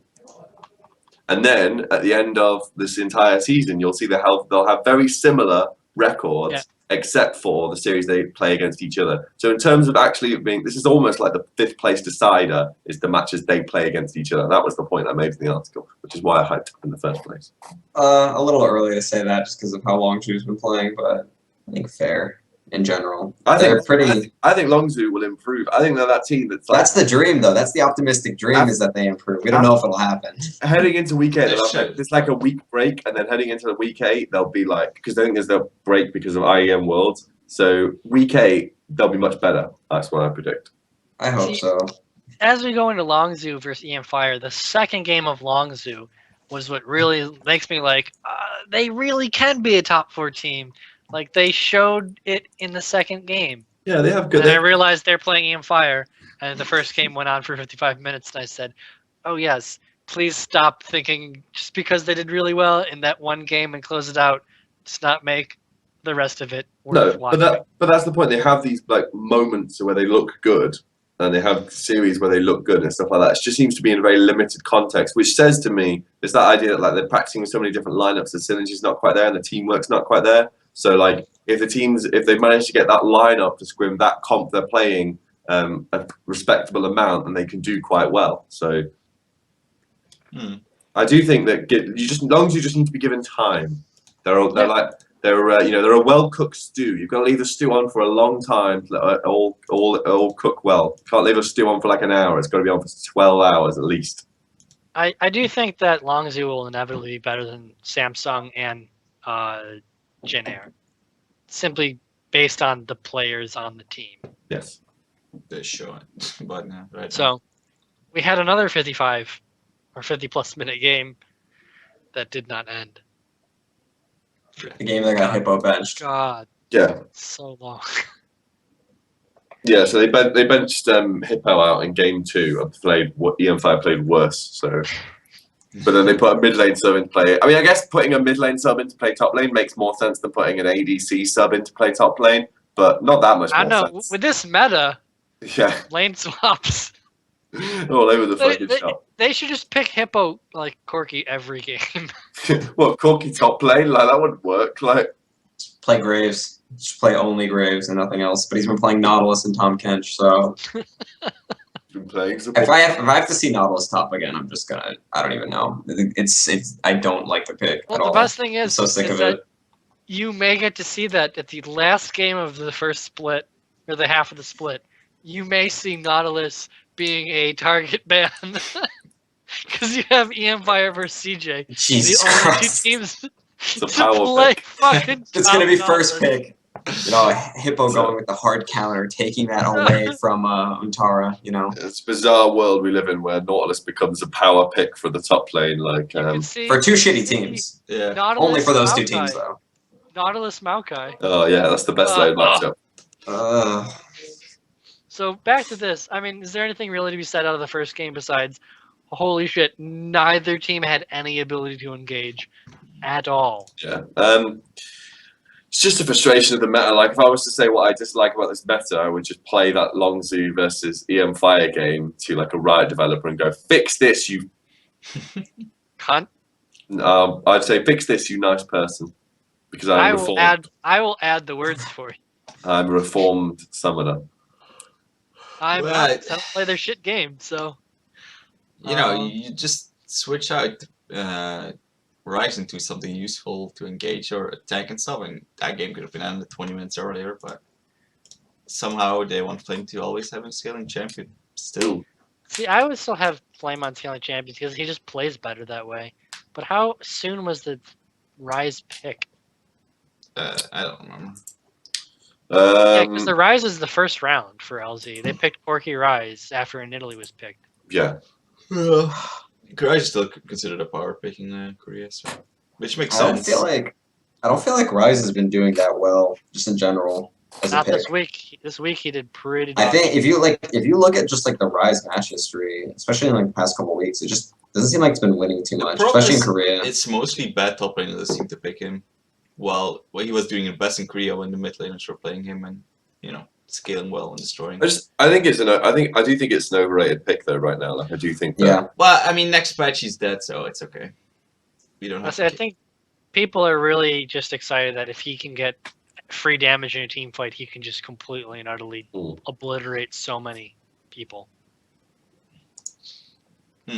True, but it's still a lot of scaling for a little. I mean, not little return. It's dangerous. It's a pick that will return even after it gets nerfed. It'll get rebuffed at some point or reworked again. Like Rise is just too good a late game carry, just in, like as a champion thematically. yeah. He's always gonna be, if not relevant, he's gonna be Oh no.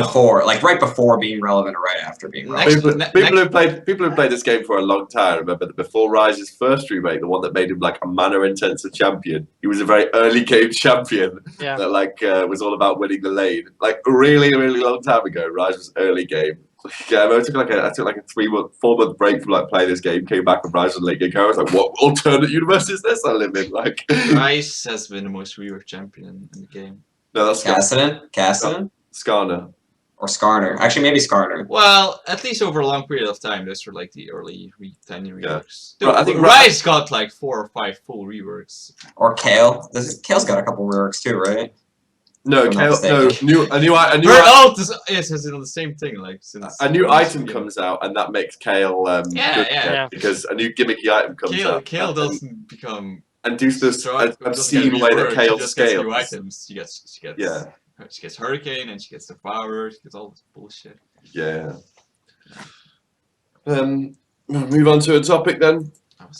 No, okay. I would say the last thing I have to say about this real quick was it was very refreshing to rewatch Longzhu EM Fire Game 2 and seeing Frozen dominate on Lux. It's like finally he got to play. He got to play as champion while she's still relevant, and it was really good. Frozen's a good player. I think Of course. a lot of people. When you look at how well GBM is doing in NA, you have to wonder like, well, how well would Frozen do in NA? You know what I mean? I think he'd do great. Yeah. I think he's one of those How players well that just would hasn't this- been marketed well at all, like in terms of how like Westerners know him, Yeah. like Western fans know him. But if he like went to an international competition or like went to the West, I think he'd do well. Yeah. So after the to transition into Koreans and other regions, what if Longzhu? What if this would have to be possible, which it's not.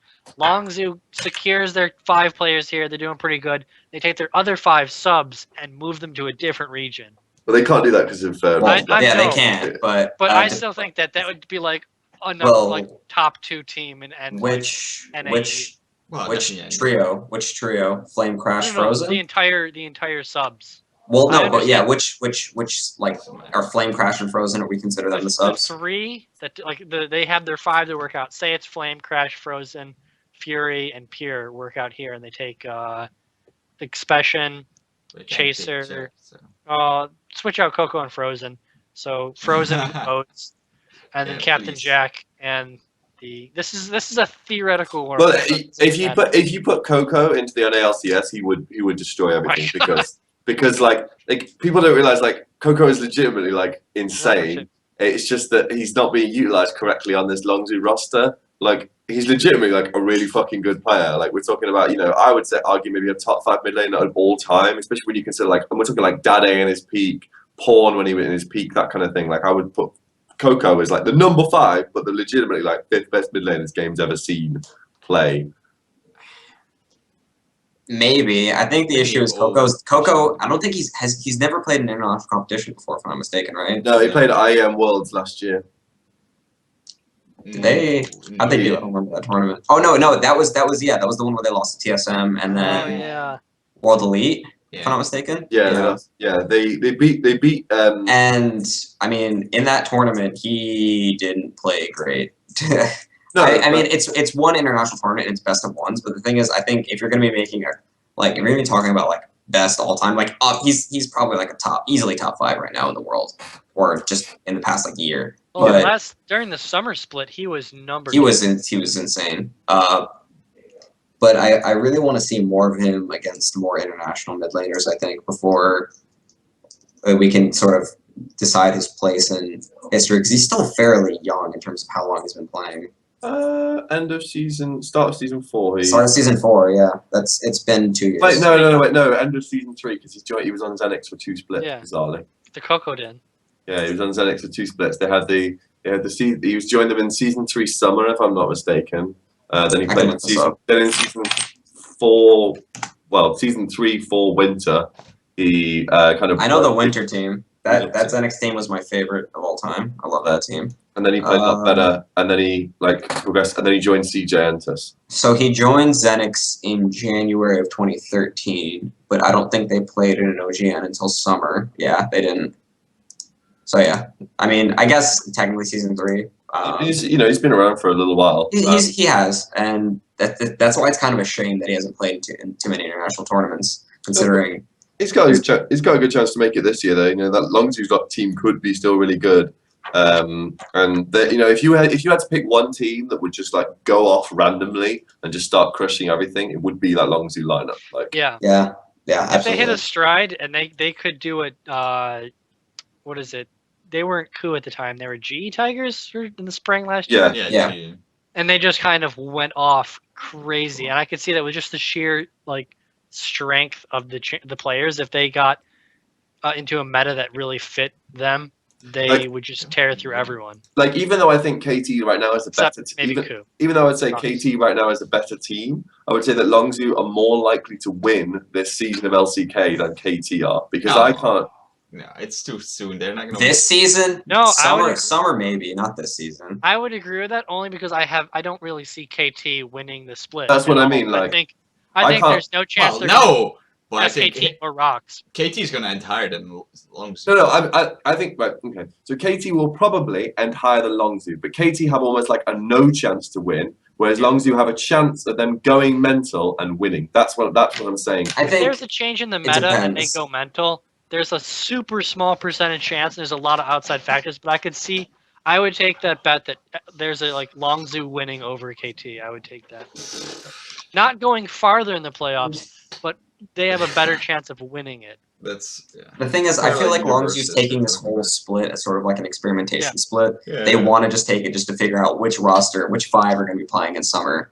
So and Especially plus if- KT right now is like the second best team in Korea, at least in my opinion. I think some people could argue SKT higher, but So, if Rocks for some reason, and I doubt it'll happen, but if Rocks goes down, I mean KT could too, but if Rocks goes down, that leaves KT as the best team. The difference between Rocks, like from last year and this year, is they're a more complete team this year simply because of the jungler change. So there's I not such a agree. glaring weakness. So it's more difficult to see them kind of falling off. Now, That's yes, true. there could be another in the whole jungle meta, but I mean that's pretty unlikely for like all carry junglers to see it. And Peanut wasn't that bad on the tank junglers. It's just that he wasn't that good on them either, and it's like, and that's where I think. And then he had these weird like personality issues with the nudging coach and stuff or whatever. So I think. Well, the thing is also Prey played pretty badly when GE was in their slump. So if a player's going to go down, I think because of a meta change, it'll probably be him. Luckily, Only he's in good the thing team's there? hard carry. Yeah, but I'd say the good thing there though is that his support yeah, His is gorilla, probably yeah. the best support in the world right now. He's probably the best player in the world right now. I would make that claim. Smeb. That's that's my other argument is Smeb. Fucking, I could watch that guy play Fiora forever. He's so fucking good on VR. The comeback. But yeah, like I think, like I mean, you know, like when you talk about like the power of like an individual talent on the roster, I think Rocks probably have the best individual roster in the world right now. I think Longzhu probably have the #2 most stacked individual roster in the world. Like there are clear weaknesses on KT and on SKT in the way that there aren't clear weaknesses on Longzhu. I mean, but I think that it's more. I mean, Longzhu still has issues. We don't know what the top laner is still like. It's like if you and Yeah, but it's not like the SKT top laner is playing amazing either, is it? no. Yeah, I'm but saying if you just that. look at a sheer But you could not in terms of like how they're playing right now, but if you just look at the names, Yeah. SKT picked up Duke. I mean, that's Yeah. So, But then my issue is like, Wolf is still a big issue on that. And I- everyone talks about like a meta shift, like fucking over the Tigers. I think a meta shift is more likely to do in SKT due to the very limited way that Bengi plays the game. Like, of course, Bengi is Yeah. a way big liability. Well, I mean, you than you anyone have that on meta Rocks shift Tigers. right now. yeah, You have that meta shift is what you're seeing right now. Bengi still has Rek'Sai for a time. Yeah, but somebody needs to fucking ban that guy out. And I mean, like I don't want to know what happens if you put Bengi on like Graves or Kindred. when he played Graves once, didn't he? He didn't look terrible on it. Mhm. yeah, but he didn't do any like he didn't look terrible, but he didn't take over he didn't do what you expected Graves to do. No, he didn't look Just good in it either. really take over early. So this was originally a conversation that was supposed to be about what's it called, Koreans in other Koreans. regions. Other regions, yeah. I don't even So know I what mean, this we is. can jump on that. So, you guys want to start EU or NA first? Let's do EU, I guess. Your topic, mate. Okay, so who are the Koreans in EU right now? We got Trick, Fnatic, Spirit, Gamsu, Emperor, Emperor. Ryu's banned. Ryu's banned for now, and is that it? I think that's just those 5, right? I'm missing Yep. Ryu. Everyone's missing Ryu. I don't get I my miss Ryu. Ryu of the day. I don't get any. Ryu's like really good. I don't get to watch him play anymore. Like, it's just terrible. What kind of nightmare is this? I think it's still a miracle there's 7-1 because I have to watch Selfie play over Ryu. Like, who the fuck's celebrating that? Like, I feel like EU's got a pretty good pick of the Koreans. Gamsu's probably the weakest of the 5, in my opinion. I don't know if that's yes, but His that's champ because pools looked really weak, so yes, but that's because like he's horribly inconsistent. yes, and the other issue is like he plays in a region where like there aren't that many Koreans. The ones they've got are quite good. So That's true. No, that's fair. I don't think Spirit's been playing up to his level as well. That's just me. Yeah. I think Trick has been overperforming. yeah, He's been playing really, really well. I don't know. He is the only player, I'm pretty sure, close to one of maybe the only players to have a positive win ratio against SKT. 2-1. 2-1. Hold The that. player that should be jungling for CJ right now. 66% win rate against SKT. I'll take that to the grave. He's Unless he has to play them in he's good. international.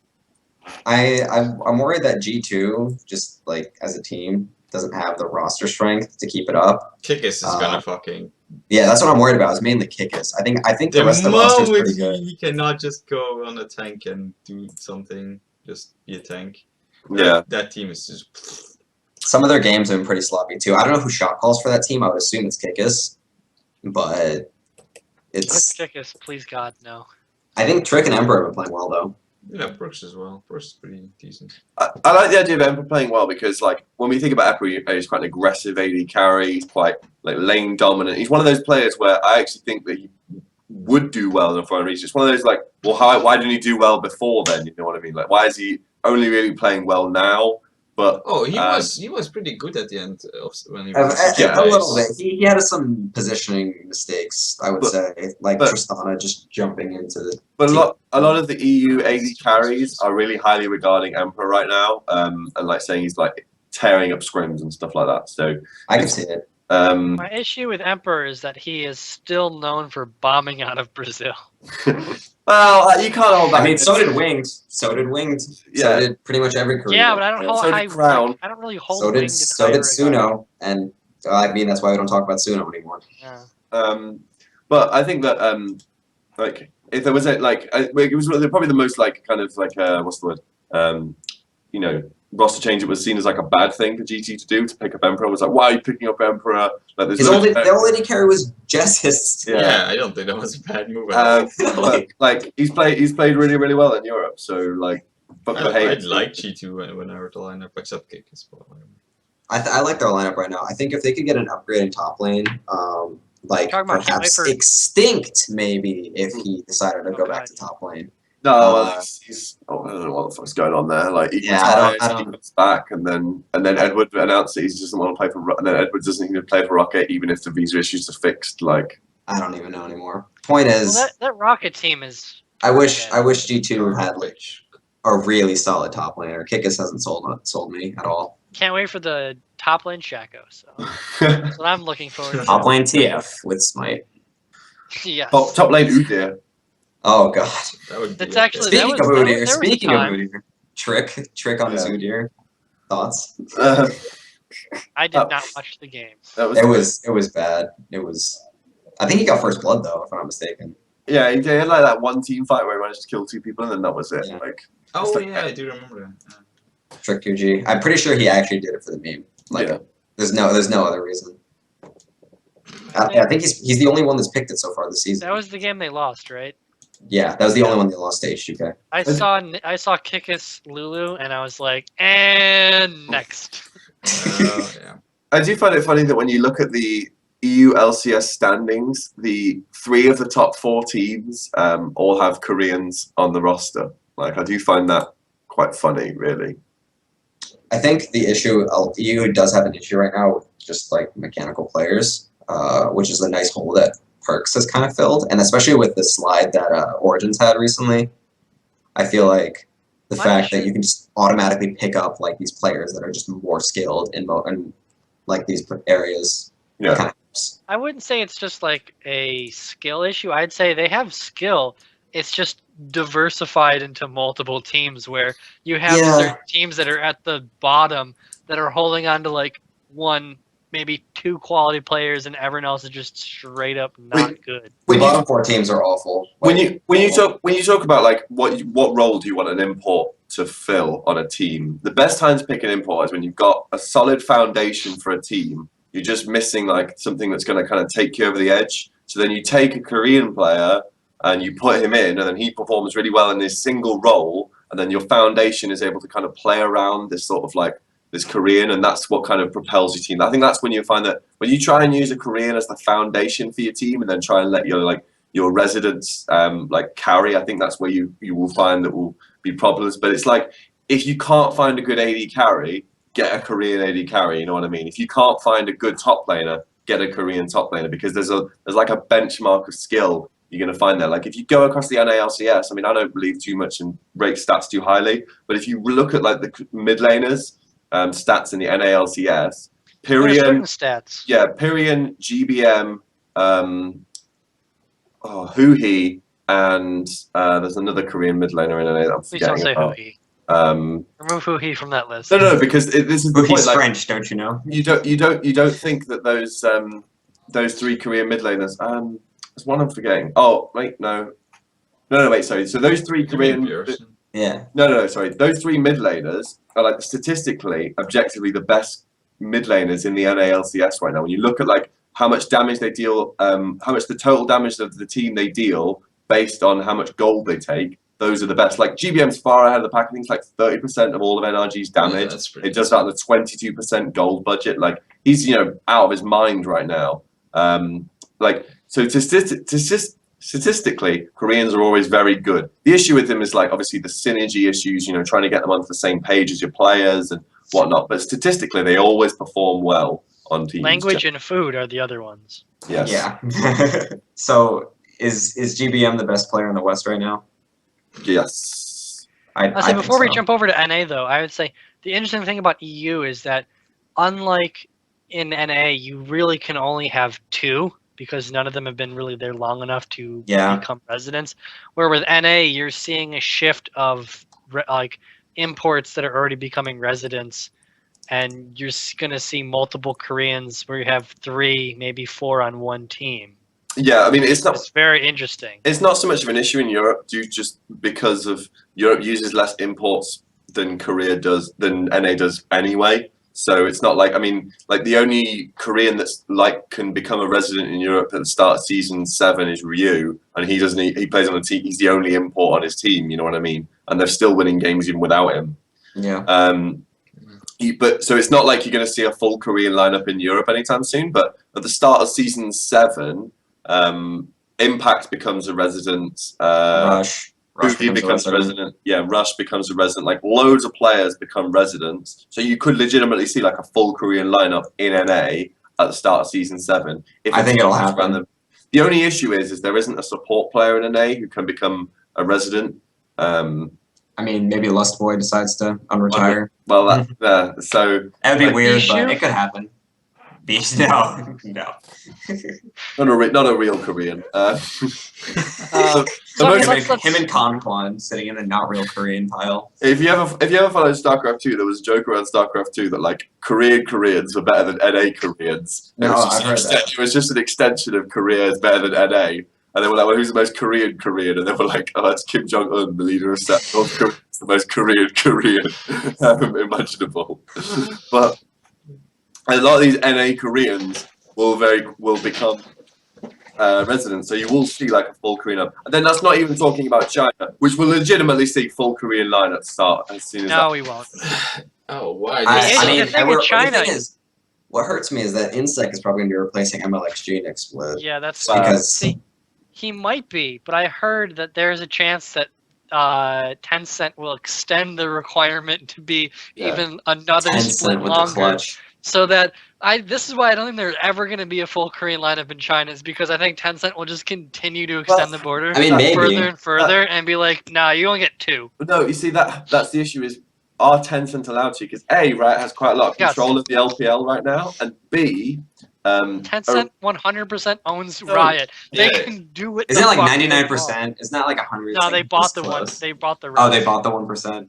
Yeah. So, but the other issue as well is that, like, this is why I don't think it'll happen. Is originally Tencent was planning on allowing Taiwanese players to play in LPL as residents, not as imports. But now, because I watch LSPL, so I like to watching Goon, there is an LSPL team that uses Taiwanese players, and those Taiwanese players are classed as imports. So Tencent doesn't just get to swing its big dick around and do whatever the fuck it wants to. It has to Maybe back it- off on the occasional thing due to there being the homogenization of the rules across the board. So originally, it was meant to be 2.5 years you had to play in Korea, in China, before you can be a resident. But as far as I'm aware, they put it down to 2 years. They've publicly put it down to 2 years. I heard it went the opposite way.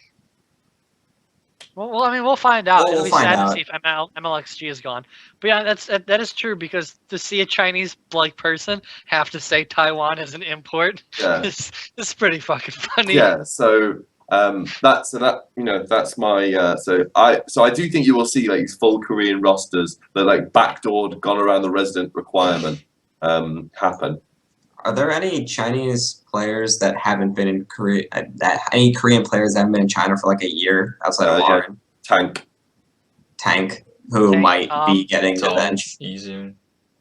Okay. Tom, Easy Hoon. I think that's it. Who went as well? Well, I mean, if you want to go down the LSPL, there's quite a few of them. Well, I mean, LSPL is probably Yeah, just mainly LSPL is- rookies, but like or Goong and Watch, but or actually, well, no, Cacao been there There's- for a year now too. It's kind of really weird because you have a lot of them too, where there's like tons of other players. Like, does it count if they're on the team but don't play as a starting it does. roster? Because there are tons of Koreans sitting around China. No, Yeah. it's because they're pulling so much from Challenger. I mean, you look at how many players go to LSPL and then just come back to Korea. Like, for example, Nantara and what's his face, Crash, just start an LSPL and then get your name up a little bit and then just get picked up by a Korean team. And I feel like that's what LSPL kind of is for a lot of these players. I don't think they see LSPL as kind of like, I'm going to stay here for my entire career and then retire after not doing anything. yeah, I think for some of these, it's a chance to get professional exposure and stuff like that, which makes sense. You know. No, definitely. Outside of that, I mean, most of these players are really just young and so raw. I don't feel like there's too much to say about them. But I think you will definitely see like full Korean or as close to being full Korean rosters as they can manage in the NALCS and in LPL. At the In start. LNLCS, definitely. I feel like who's going to be the first team to hit like that currently has 2 Koreans that is going to hit that Energy, I think, or Energy because Impact. and then C9 has Rush, Yeah, and Messina only has Rush, so and let's- then we can- TDK. Well, yes. Seraph. Yeah, well, TDK is the ultimate. Like, as soon as they can get more imports, they will get more imports. You know what I mean? Bishu's gonna get dropped as fast as possible the moment they can think There's of like. Yeah, I'm actual pretty sure he's Korean. okay with that though. Is Kez get dropped as soon as possible? I think Bishu. No, I think Bishu would be dropped first. Yeah. Bishu's on the team because it's like, wait, you live in California, Southern California. You speak Korean. You play League of Legends. Basically that. Are you okay with a small amount of money? Yeah. Yes. Well, apparently their players I think are getting paid the best out of any Yes. challenger team. Their salary is the highest. Their Yes. revenue from streaming is obviously a large part of Western players' income, but their Okay, salary fair enough. Their That's salary fair. is pretty insane. So like I- everyone was like pointing out that article that like where Yellowstar was like, oh, Fnatic offered me a higher salary than TSM. Well, yeah, but he'll probably get if he bothered to stream on. He's probably gonna get a ton of TSM, money He would on probably TSM. that would Oh, probably yeah. be compensate him back and stuff like that. So I'm really excited to see. Like, I hope to God this TDK roster makes an LCS because I really want to see OQ just body kids. yeah, well, He's gonna smash through an ALCS if he gets in. I think like to the level that GBM is doing right now. they might. Well- TDK might go in through the back door because we all saw like there's a bit of roster shenanigans going on with Renegades and TDK Sure. right now, so they might just go in With through the back door. everybody. Echo Fox. Well, And Echo everyone Fox too, too, and Team we can Impulse. but we can just quickly run through the Koreans and what we think. So, what do you guys thought of Rush? His transition from Tip to C9. It's not gone well. I think he played. What was the last game he played? Was it against Energy. That was a good game. I think it was on Italy. Yes, but No, he was playing Nunu, dude. okay. So when you Oh no, look- no, it was. What was he played an Italy game this week? Oh didn't yeah. Yeah. So my problem is I when didn't you see look it, at when you look at Rush, right? Rush for me is a player that should be kind of performing to a similar level that Peanut does because both of them have like a similar background and both of them have quite mechanics and stuff like that as well. But Rush is not anywhere near as good as Peanut is. So Rush is a player who's been limited by the region he's chosen to go play in because he's not getting the necessary development. Definitely true. He could have been a lot better than he is playing right now. I would have liked to Rush see him on played a in Italy Korean team, on Saturday, and he built Iceborne Gauntlet Yeah. on Italy.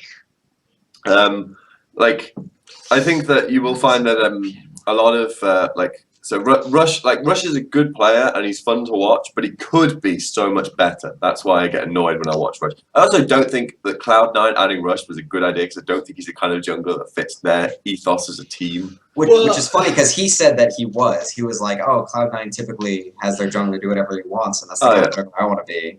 But And so they now he needed jumped a on good mine. mechanical jungler, so picking up Rush wasn't too bad. Yeah, I think there were probably better jungle options that Cloud9 could have gone for to fit their ethos as a team. That's a classic example of okay team adds good player and it doesn't work out. If he doesn't stay on Cloud9 this year, I could see him going back to Korea and just joining one of those teams because I'm 100% sure he got off. No, Yeah. because he'll be I mean, because he'll be a resident in NA by the end of the year, and therefore but his think value. he has to. Decline But he being a has to. resident. No, but because if he goes back to Korea before January, I think he'll stay a Korean resident. Yes, but that's the thing. Like I would think he's more likely to just kind of just go. You know what? I'll just join another NALCS team at the start of next year, and then I'll be a Korean resident because his value will be higher in NA. In Okay. NA, Oh, that's true. But if he actually feels like he wants to win, I can't really see him staying in North America. And he's legitimately a good player, and he was I'm definitely not a standout surprised. player from I'm last surprised year. That's why I'm Helios surprised he isn't on a stayed. team. Apparently, he went to the army, as far as I know. We actually know, but I talked mean, to we asked Riot Tiza about this, and as far as Riot's concerned, Helios and Lost Boy aren't coming back, so they don't really care about their residency status. I would say it's just because if you are a Korean and you have residency status, your stock goes so far up. Yeah, I still don't know why TDK haven't picked up. If Helios was available, I figured they would have at least picked him up as a sub, like just to keep Kez motivated or whatever. But he did play really badly in their playoffs with Dignitas, so maybe that was just it. Like, So outside of like the couple Koreans that we've obviously all seen for the past like 2 years, like Huni and Rainover and Impact and all those players, what do you guys think of Apex? the Apex Koreans. So that is Police, the AD carry, and Even Shrimp. Eve the jungler. Well, I don't know how much Shrimp's going to get played. Well, Shrimp's probably not going to play. Yeah. Oh, is this a challenger team? Yeah. This is Saints team. I No watched it. idea. Yeah, They- me too. they've been. I think they've been the best team in Challenger so far, which Yeah. is a good sign for them. Which means we might see them in the LCS next split, very likely. My like, I think Is this that the same police? This No. is Ever Police, From- yeah. Ever? that's right. Okay. and their coach right now is Samsung Bliss or former Samsung Bliss. Oh, they have Keen. He's good for Challenger. He's just not good for LCS at all. Yes. I don't know. I mean, I think his team is pretty likely to get in just due to the issues that the bottom NALCS teams are having, and the fact that they seem to be better at getting players rosters of visas than like LCS teams are with £1 million backings. So that's bizarre. The question is whether or not with this Apex roster gets in, whether or not they'll stay this Apex roster, and whether they'll just get bought out by somebody else, because Apex is just Coast rebranded. So Yeah, it is. It's the exact same Coast management, except they just rebranded as Apex because Coast has so much shit behind that name and yeah. logo. I I'm mean, surprised. apparently, I saw- although I've heard Saint has a thing, like a clause in his contract with them that says he's the one that decides if they get sold or not. Okay, so here's 200 grand. Can we sell this roster? Yeah, all right. So I mean, I think it's less likely if it's up to Saint. I Yeah. feel like if it was up to Coast management, they would probably just put him in and then sell them to the highest bidder who pick up the shittiest team he could. But yeah. Saint might be more inclined to actually try and win an LCS. So But then it's also possible that even if the Apex roster gets bought out, they might just continue to field some of the same players, just due to when you look at it, like there's not really a lot of like talent left in NA. Like it's kind of stretched about as bare as it can there's go, which is why there's some one teams are player. There's one player I think that hasn't really been talked about too much. That's I think pretty good, and that's Fire. But other than that, there's pretty much. Well, he's an import as well, isn't he? So Yeah, he is an import. That's the Yeah. funny part. But he's basically going to become NA talent since he's hardly played in Oceania, and he's basically growing his career in NA. How has Eve been playing on Apex? Pretty good, I think, if I'm not mistaken. He's done. I mean, Apex hasn't dropped a game yet. well, because he's really aggressive. NA junglers don't know how to handle his aggression, so he just I looks mean, he's really, playing. it's really good. Who are the two wins they had so far against? It was Enemy and Enemy's he only played jungler right now against is Enemy obvious and Ember. He only played against Enemy. He didn't play against Ember. because they needed the roster. They needed the what's it called? He played 2 3/5 of the games old in Italy. roster. So Surprisingly, Keen played 3 games of Victor and Lulu, which no Urna. very surprising. with Eve, like I think he's pretty good, and I think if he manages to like develop in the right way, he could probably be about as good as Rainover is in the NALCS, which is pretty exciting because Rainover's doing really well in the NALCS. So I don't think it's out there to say that Eve could be as good as Rainover is playing right now, and that would obviously perform very well in the NALCS. Maybe not as good, but I think he'll be good. I think that Rainover benefits from having Hootie on his team and having someone he's played already with for over Yeah. a year. I'm just talking about Also, someone that's going to constantly come gank his lane. that's Hooney, isn't it? But, Oh, what happened? Why is Ninja not playing? He's banned. Yeah, he's still banned for a bit. Same reason Fury's banned, the poaching thing. The whole reason they have OQ in the first place. yeah, TDK have signed Ty, who I don't know if people can remember that was Yeah. he was the other IM mid laner that got picked up at the same time as Coco did. Then he joined Prime. Then he disappeared for a while. Then he was meant to be joining Coast, but it never really happened. He joined them as a sub, but I don't think he ever played for them. Yeah, and now he's joined TDK again as a sub, but it's because Do It, the mid laner they originally got to replace It's Ninja, shit. he played really, really poor. So He is The garbage. old Spenu, yeah, Yeah. the one that was beaten out by Sassen. yes. Yep. So Do It played worse than my expectations for him were, which was impressive because my expectations were like, oh, he might have just about managed to go even, and he didn't even manage that. So I feel like I expect Apex and TDK to do well. With Team Liquid Academy losing Dardoch and Ember being Ember, I feel like these two teams will probably be the ones that go through. But I mean, Echo Fox, right? Oh, right, Ember. Oh, Ember. So I mean, I think we'll see plenty more Koreans in the LCS next split. probably yes. But then I think you know the longer like it goes on. I mean, I think there's already like 10. I don't think it's entirely out there to say that Korea might even go to like sort of 12. I mean, NA might even go to sort of like 12 or even like 14 Koreans. And I mean, if NA's planning on franchising, I assume they're going to up the amount of teams. But that's the rumor. franchising is the death of competitive integrity. They're going No. to do it. I want to do it. They're going to do Wait, it. Wait, competitive integrity isn't dead yet? But it's the nail in that coffin. Yeah, if that coffin's been in the ground for 20 years and you dig it up and to put another nail in it, I don't think still dead. I don't think NA fans realize it's like no other league in the world does franchising except for their leagues. Like it is literally the most capitalistic, anti-competitive idea of like a team can't be relegated. Like it just inflates the value of teams dramatically. Like I think it's a horrible idea, and I feel like league Also, as an how- esport will die if they try it. how would you get rid of like bad teams and stuff like that, incompetent management and whatnot? Like I guarantee they're going to do the same thing that the NBA does, and then buy the team or make the what's it called owner sell to the like governing organization, which would be to Riot, Yeah. and then Riot would sell it to another owner.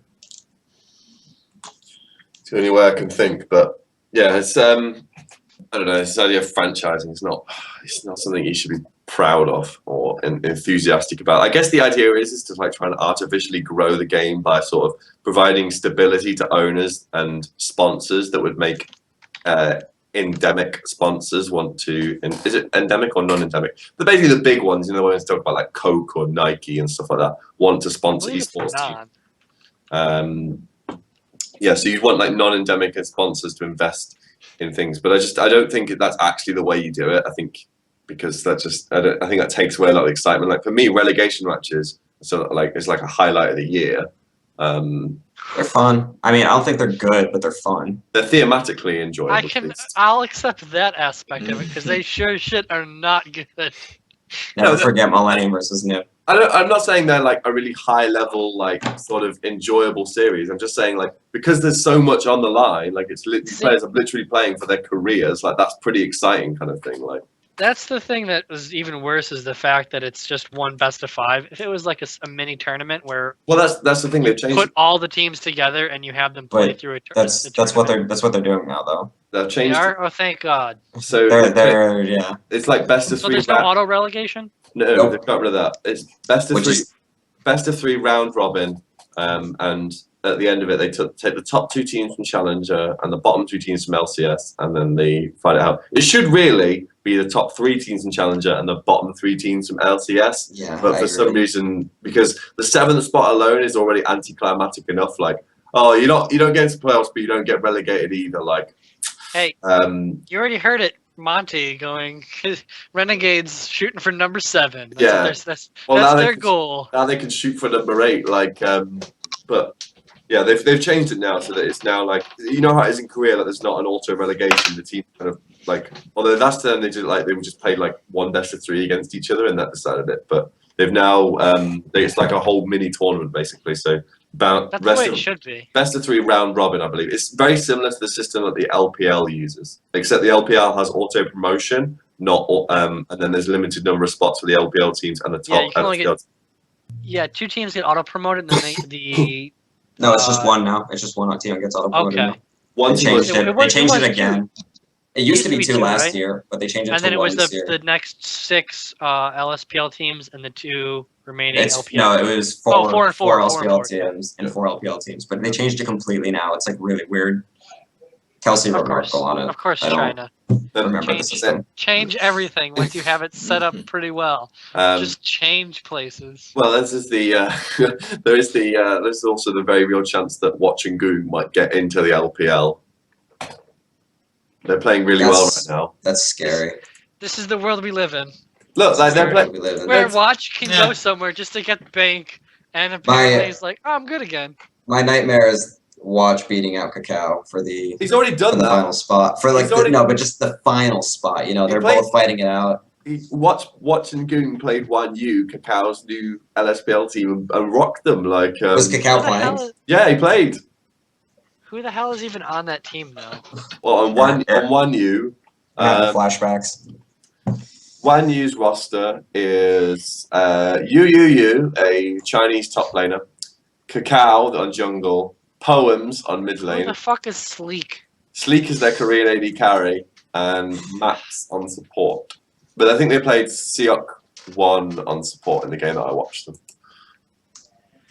Does anyone want Oh. to finish up this talk about NA Koreans with GBM or Proxen or Pyrean or anything? I think we all already know that GBM is the best player in NALCS at the moment. He's a god. Proxen's He's playing, so good. Proxen's playing a lot better than he was given credit for, because obviously people talked about him like, oh yeah, he's going to be total trash. But it was this weird conception about Proxen. The only competitive experience he had was in Japan. It's like, No, he played in OGN, Yeah. but I mean they lost all 6 games, but they played. yeah, like He played on Zombie IM. yeah, he played on Zombie IM for like quite a long time. Like he's got some experience, kind of thing. Like he's not totally terrible. He's objectively is- the best player on that team. With the way Jungle's looking at NA this season, it's not horrible to imagine he could be half decent. Yeah. Like when you're playing against Hard and Crumbs and Kyrie, he's all right. I don't expect anything out of Team Impulse though. Still, The most impressive thing I've seen out of Immortals and their Koreans is how well they've synergized with the basically resident NA players. Well, that's you because of have the English. Huni- I think they Well, speak I don't their think English it's is the English, best. Like you have Huni and Wild Turtle, who are people are going to aggressively go in, and then you have Rainover, Pobelter, and Adrian, who are like, oh, supportive jungler, supportive mid laner, well, supportive and the support plays the hyper peel where they can dive or do whatever stupid thing they want, and they have the team that will follow up and protect them and make sure the dive occurs. Well, the reason Immortal's doing well is they're just Fnatic like light. So like obviously you got the two Fnatic players went over. But Belter's like a watered down version of Forbiven when he was playing on his really more watered down. supporter style. And then Wild Turtle's like an aggressive ADC, and then it's kind of like it's like all the blocks fit together really early on, which is why the team does well now. I don't think they'll win an ALCS. So So you're saying Wild Turtle is as good as Reckless? no, not even close. I don't think Reckless is good. Right, So I They're mean, Wild I both, Turtle's would they're say- better, both right? bad. Wild Turtle's better, right? No. At least he hits- I at least he would- hits his global I'm on that ultimates. train. I'm on that train. Wild Wild Turtle's better than Wild Reckless. Turtle is literally one of the worst AD carries I've ever had to watch. Yeah, I yeah, think Reckless that's is the true. most overrated AD carry that's ever played in He is League of Legends. probably- Whoa, Double lift. Walter and No. Reckless are Double Lift was close. legitimately the second best AD carry in the world at one point. But was this You a don't think- fucking alpha? Like, IPL 5. This 3 months. oh yeah, in that season Prey 2. Oh, guy yeah, was total shit back then. No, but see, Double Lift had to play 2v3, like 1v3. He had to play with every Loco game, Doko. with Loco Doko playing Nunu. And he still made top 8. In a fucking In a tournament with the best teams in the world. it did I not don't know. have to the world in it. Like this is the biggest IPL misconception. There was did. one Korean team at that event that was a Zubu Blaze. Like Who did they... Wait, did Sword not go? no. No. Nah, I'm wrong. Sword wasn't there. That was, okay, outside of the Koreans, that was still one of the best tournaments. It Yeah, was still the... in my yeah, opinion, right. it's the best. I think That's Double like Lift, you gotta give him open some tournament. credit because he had to play with Loco Doku, who had a champion pool of 1, which was Nunu, New. Blood Boil. which was not great at the time. But yeah, like it wasn't the top 2 at that point because Prey was still playing and That's fair. Bebe was still pretty good back then as well. He was better than Bebe, I think. No, and You don't think so? no, and Wei Zhao was literally and No, then, Wei Zhao was number 1 easily. and then I there- don't think and then there were other AD characters in China that were still good, like as well. He was number 2 at the tournament. Fix is easily number 2. Okay, there you go. We can I still think Captain Jack was better as well. But what do I know? Hey, yo. See, I mean, there's not much NA else. literally trash. The only other thing that we have to talk about with the Koreans, I guess, in NA is your boy Phoenix. And No. how he is one of the only Koreans, I have to say, that is playing as a like non-resident. He has to be an import, and he is the worst part of the team. I've never thought he was good. Even when people were like, he's the best mid laner in NA, I don't think he's Yeah, good. he was the best mid I don't laner think in he's NA good. when he played Azir. Yeah. Yeah. That quadra, everyone like, look how good he is. He got a quadra kill, and I'm just like, he's still shit. I don't really. Oh yes, He got a quadra-kill on Azir. Let's see him play something else that's not named Azir. Oh, wait. We saw when Azir was banned and him and Gate had to play fucking Lulu and what else was the other dog shit champion that was just the entire time they swapped back and forth. He's not good. And the thing is, if he stays on Liquid's gonna next season he's gonna be a resident. So odds are he's gonna stay. Side note about Phoenix. When he was still a top player in Korea, he played on the Jin Falcons roster. That was him. Which had GBM. It was him. It was in the jungle. It was Real Chaser. Foxy. No, Chaser under the idea of Real Foxy, See? GBM, and Mystic. Now, when you think about it, these are all players that now have gone on to have quite successful careers in other regions, except for Phoenix, except for him. Like, he's still shit. What do you consider success? Is top 3 twice in NA not success? Okay, well, that'd be Not really. at least No, I would agree. good showings. At least, like Mystic's No, playing. he's been make worlds. Yeah, Mystic's playing pretty well in World Elite at least. So the thing with Phoenix is just I he's found no I champion went to pool. That's it. I went to the Falcons and I have a sad now because I got to see the name Rock and right next to it's Oh, yeah. retired. Rip Rock. Pouring out for Rock. I'm writing an article about Rock now though, so I get excited Dude, he's about that. fucking gangster player. Yeah. I'm gonna Sad. bet he'll be back. I'm gonna bet it. No, he can't. They always- He's a police officer now. Oh really? Yeah, Well, so- like I mean, my logic was like if a player like Sylph can be gone for 3 years and then come back, why not No, Rock? Sylph had a different issue. Sylph, pro gamer, then his parents decided he's not allowed to be a pro gamer and sent off to the military. So But he got his military training done, so Yeah, so now he's done his military, he's come back, and like his parents don't have that kind of control over him anymore because he's done it. Case like Rock is he didn't want to be a pro gamer, he wanted to be a police officer. Now he's a police officer. oh, He's happy. then rip the dream. I had hope. It was his lifelong dream to be a police officer. Honorable man. Accomplished it. Now he needs to become embodiment of Gragas. So I guess that's So is it there on. Any other Foreign House. topic before we jump into next week's games and that's it? Oh yeah, so very briefly, you will notice if you run down, people don't really realise the influence that Casper has over LCK. I don't think the casuals fan, because you don't talk about Casper a lot in League of Legends because they're not so. So in StarCraft 2, Casper are very prominent because they run this thing called Pro League, and Pro League is like the biggest StarCraft 2 tournament. So all we talk about is Casper in StarCraft 2. That's when I still used to watch StarCraft 2 a lot. I don't watch it some more anymore now. And I don't tweet about it because people unfollow me when I tweet about it. So I stopped doing that. I was like, I lose 10 followers every time. I can't keep doing this. So Casper in League of Legends. Casper currently own or run, depending on how your definition of the word is, they currently run, the Casper member teams are, let's say, Jin Green Wings, KT Rolster, SK Telecom, Samsung Galaxy, CJ Entus, EM Fire, Africa Freaks, and Spenu Sonic Boom. So the only teams that they don't control inside of the LCK are Rox Tigers and Longzhu. Now there's a possibility, because Casper puts a lot of pressure on a team to become Casper members, like a lot of pressure on that team to become, because if you're a top team and you're not a member of Casper, it kind of undermines Casper's authorities. Now, I know that Rox are very anti-Casper and we don't want to be a member of Casper. Anyone who followed StarCraft 2 with any kind of interest will know about the scandal that happened between Esports Federation and Casper. Esports Federation was like a sort of rival to Casper that propped up. It was kind of like a fuck Casper group. So Casper was in StarCraft Brood War, ESF was in StarCraft 2 and operated very much the same thing that Casper did in StarCraft 2.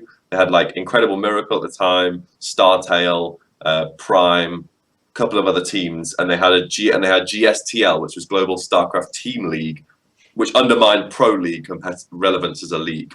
Get a bit off topic here. So, there has never been a time in LCK history when every single member has been in LCK.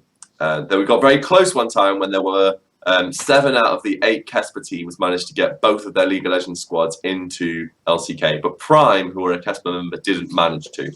Now we are looking at a time when it might happen again, because the only Casper member that isn't in LCK is MVP, who are now back into League of Legends with a less than impressive roster.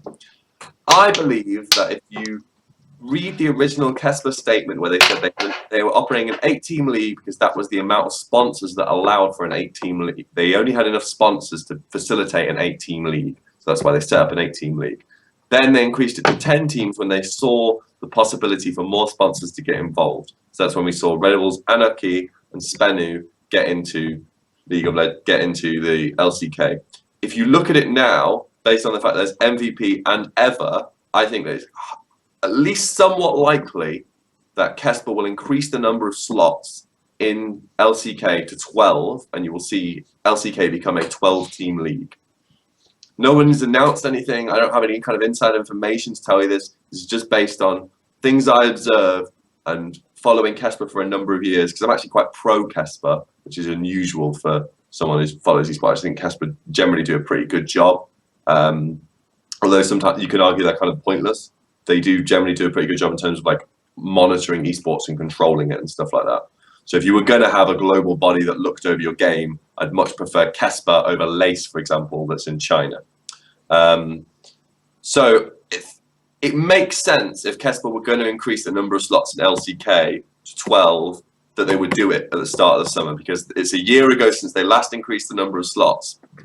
And there is objectively the sponsor budget to back it, because EVER and MVP are self-sufficient League of Legends teams in terms of they're not terrible to increase the number of slots. And then they could just do like a little bit of a format change so we wouldn't have to watch so many terrible teams play against each other. That's the other argument against it, is it would lower the average quality of the team, which might lower the viewing experience. So it's a double-edged sword. But that didn't stop Kesper last time they did it. Now, when you think about Korean esports and League of Legends, there are really three parties: Riot Korea, Kesper, and OGN. All three of them have a pretty powerful influence over Korean esports and League of Legends, as you saw when Riot Korea and Kesper tried to get rid of OGN, and OGN kicked up a fuss and they weren't able to do it.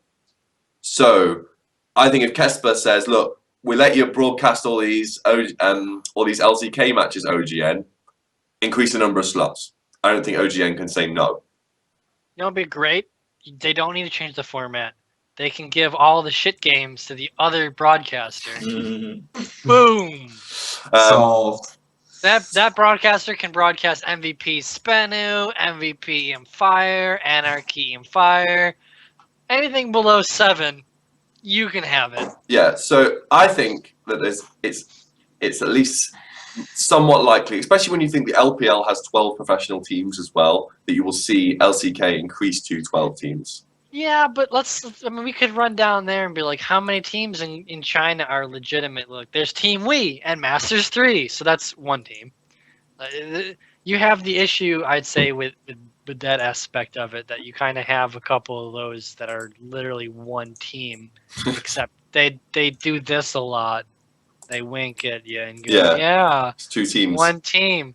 Here, you can take all of my really good players because you have more circuit points than this other team that we don't think is going to be able to win.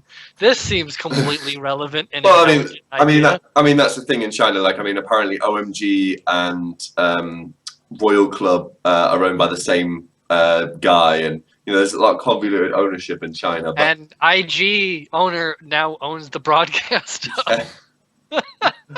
But I just think that if you do see it, like, I'm not saying I called this. I just think that because I'm not even, keep an eye on. it's just something to keep an eye on. And I think if Kesper was going to do it, I think this is the time to do it, because you could get around the boring games problem by splitting the teams in half and having 2 groups of OGN teams, and then they would do the thing they do in China where they play each of the team in their group twice and each of the team on the other group once. I think you could do it that way as well, and that would protect you from the shit games.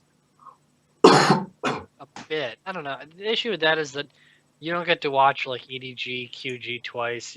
You get some of the issues. I mean, thanks to LGD tanking, you don't have you lose quite a few of the other games I was excited for don't exist anymore. But I'm not saying it would be a good change. I'm just saying it's a change. It's an existing change that might they can look somewhere else and be like, it works here. That's what I'm saying. So anyone else have their thoughts on that, or on to week 5? If anyone has any questions about the way that Kesper works, because I realize it's very difficult to find out this information, If you have any questions about like how Kesper operates or that kind of thing, or Kesper's history about ESF, just hit me up on Twitter and I'll talk to you about it because I don't mind. I find that kind of stuff interesting, so I like to talk about people. My girlfriend hates it when I talk to her about that kind of thing, so I like to talk about it. I wonder why.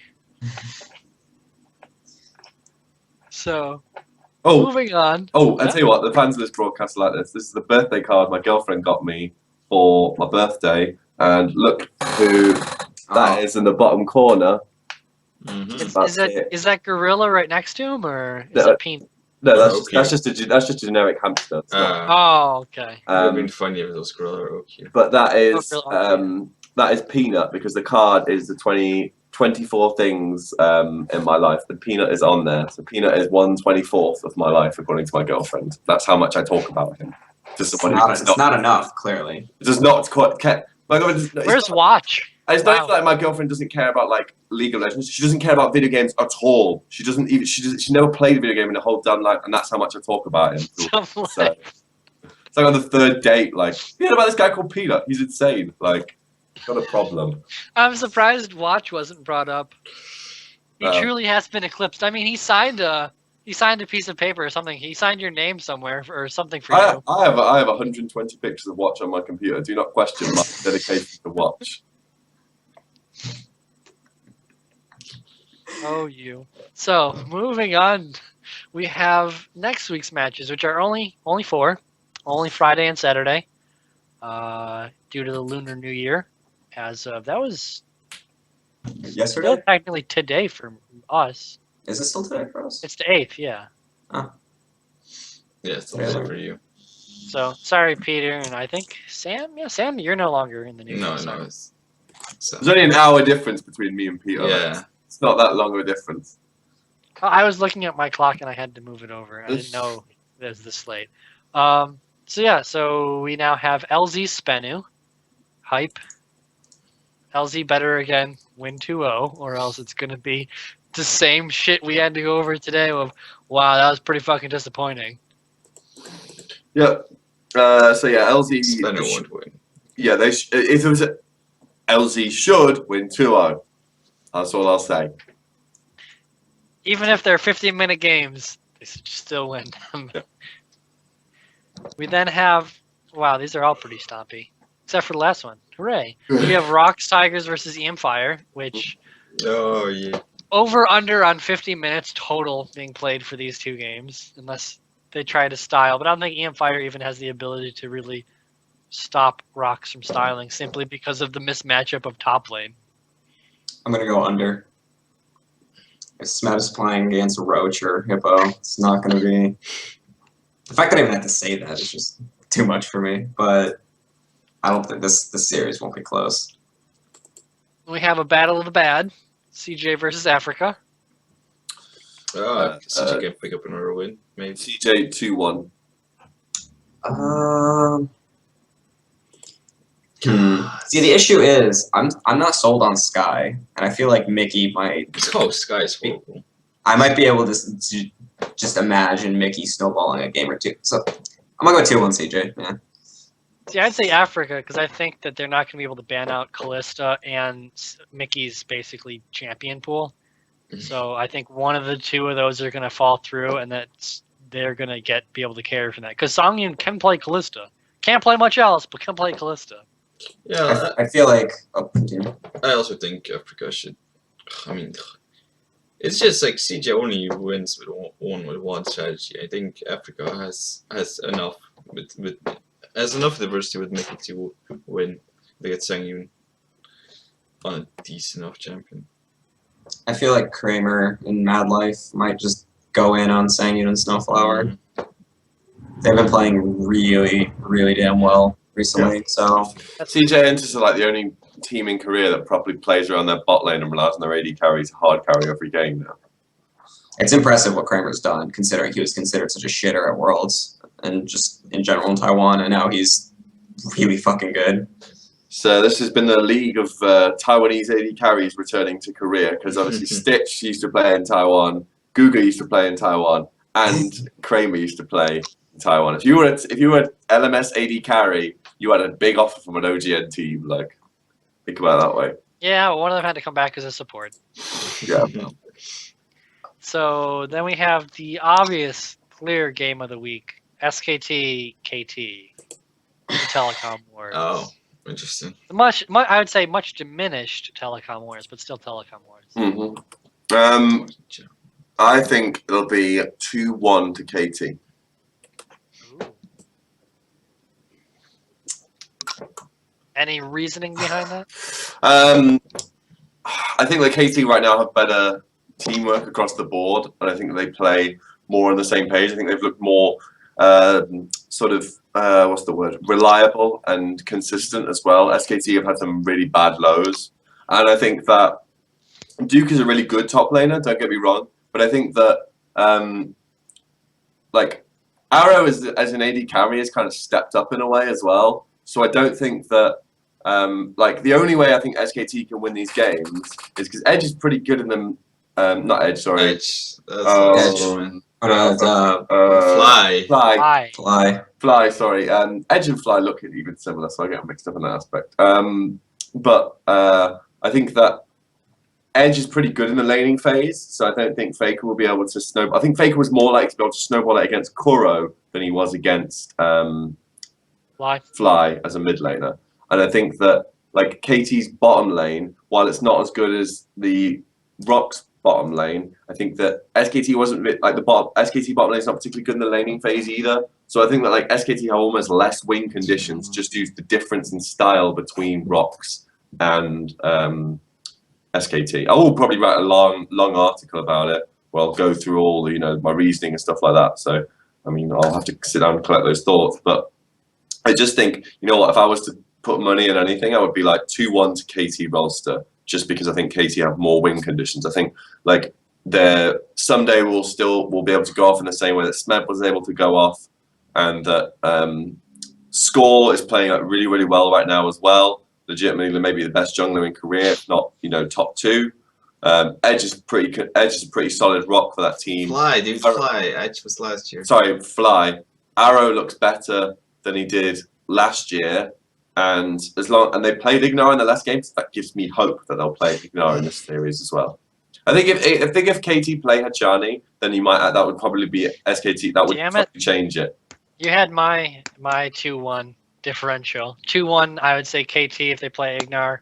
Yeah. 2-1 SK or 2-1 KT if they play Ignore. 2-1 SKT if they play Hachani. Because I believe Hachani can throw a game completely on his own. I think I would say that KT I think if KT lose a game to SKT, they might swap in Ignore. So that's why I want to say it's 2-1 in the sense I think KT will either lose the first game with Hachani and swap in Ignore and then win 2 in a row, or they'll win a game with Hachani, lose a game with Hachani, swap in Ignore and then win. Because Ignore in that bottom lane makes that bottom lane a lot more potent and a lot more capable of sort of winning lane against the SKT bottom lane. Because Ignore is better than a Wolf. So the main issue for me this series is there's 2 mismatches to me, and that's in jungle and mid. I think Faker's clearly better than Fly, and Score is pretty clearly better than Bengi. So I feel like if a win's going to get picked up, I think the rest of the roles are pretty even, assuming Hachani is played, which I think he will. But I feel like as of right now, Score is playing better than Faker is, at least overall. So I feel like he could probably snowball off of Bengi. So I feel like 2-1 KT. If for some reason, I hope this isn't a thing that happens, but if for some reason SKT plays Blank or Scout, then it'll be 2-0 KT. Oh, yeah. But if assuming Faker and Bengi play both games, then I think 2-1 KT. Oh, SKT in your attempt to create asterisks. I think logically KT should win, but I somehow feel like SKT still can beat them. I feel like SKT If just doesn't have any if they quarterback. get long games enough, they're good. Their late game is still better than SKT. Their team fight than KT. So they have good team fighting still with Bang and Faker, and Duke if he picks whatever. But yeah, no, KT should win. But why is it 2-1? I think SKT will be a better team than KT by the end of the season, but I think right now KT are better, yeah. Oh yeah. So. See, Sam, as you talk about the 12-man roster, I just think of how sad it could possibly be.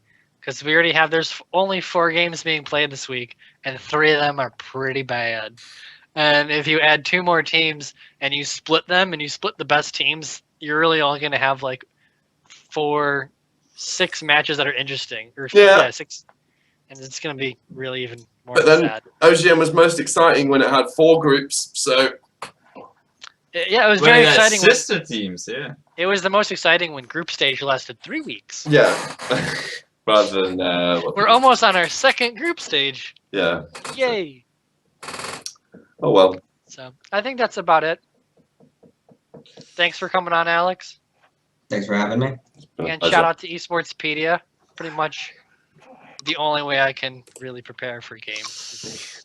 I use Esportspedia So a much fucking shit. sense. I use Esportspedia a fucking shit ton when I write articles, just to remind me what players are called. Also, there's convenient VODs that you can click on. It's Oh, I true. never use that. I just I have to. I know. I YouTube search those. Yeah. So.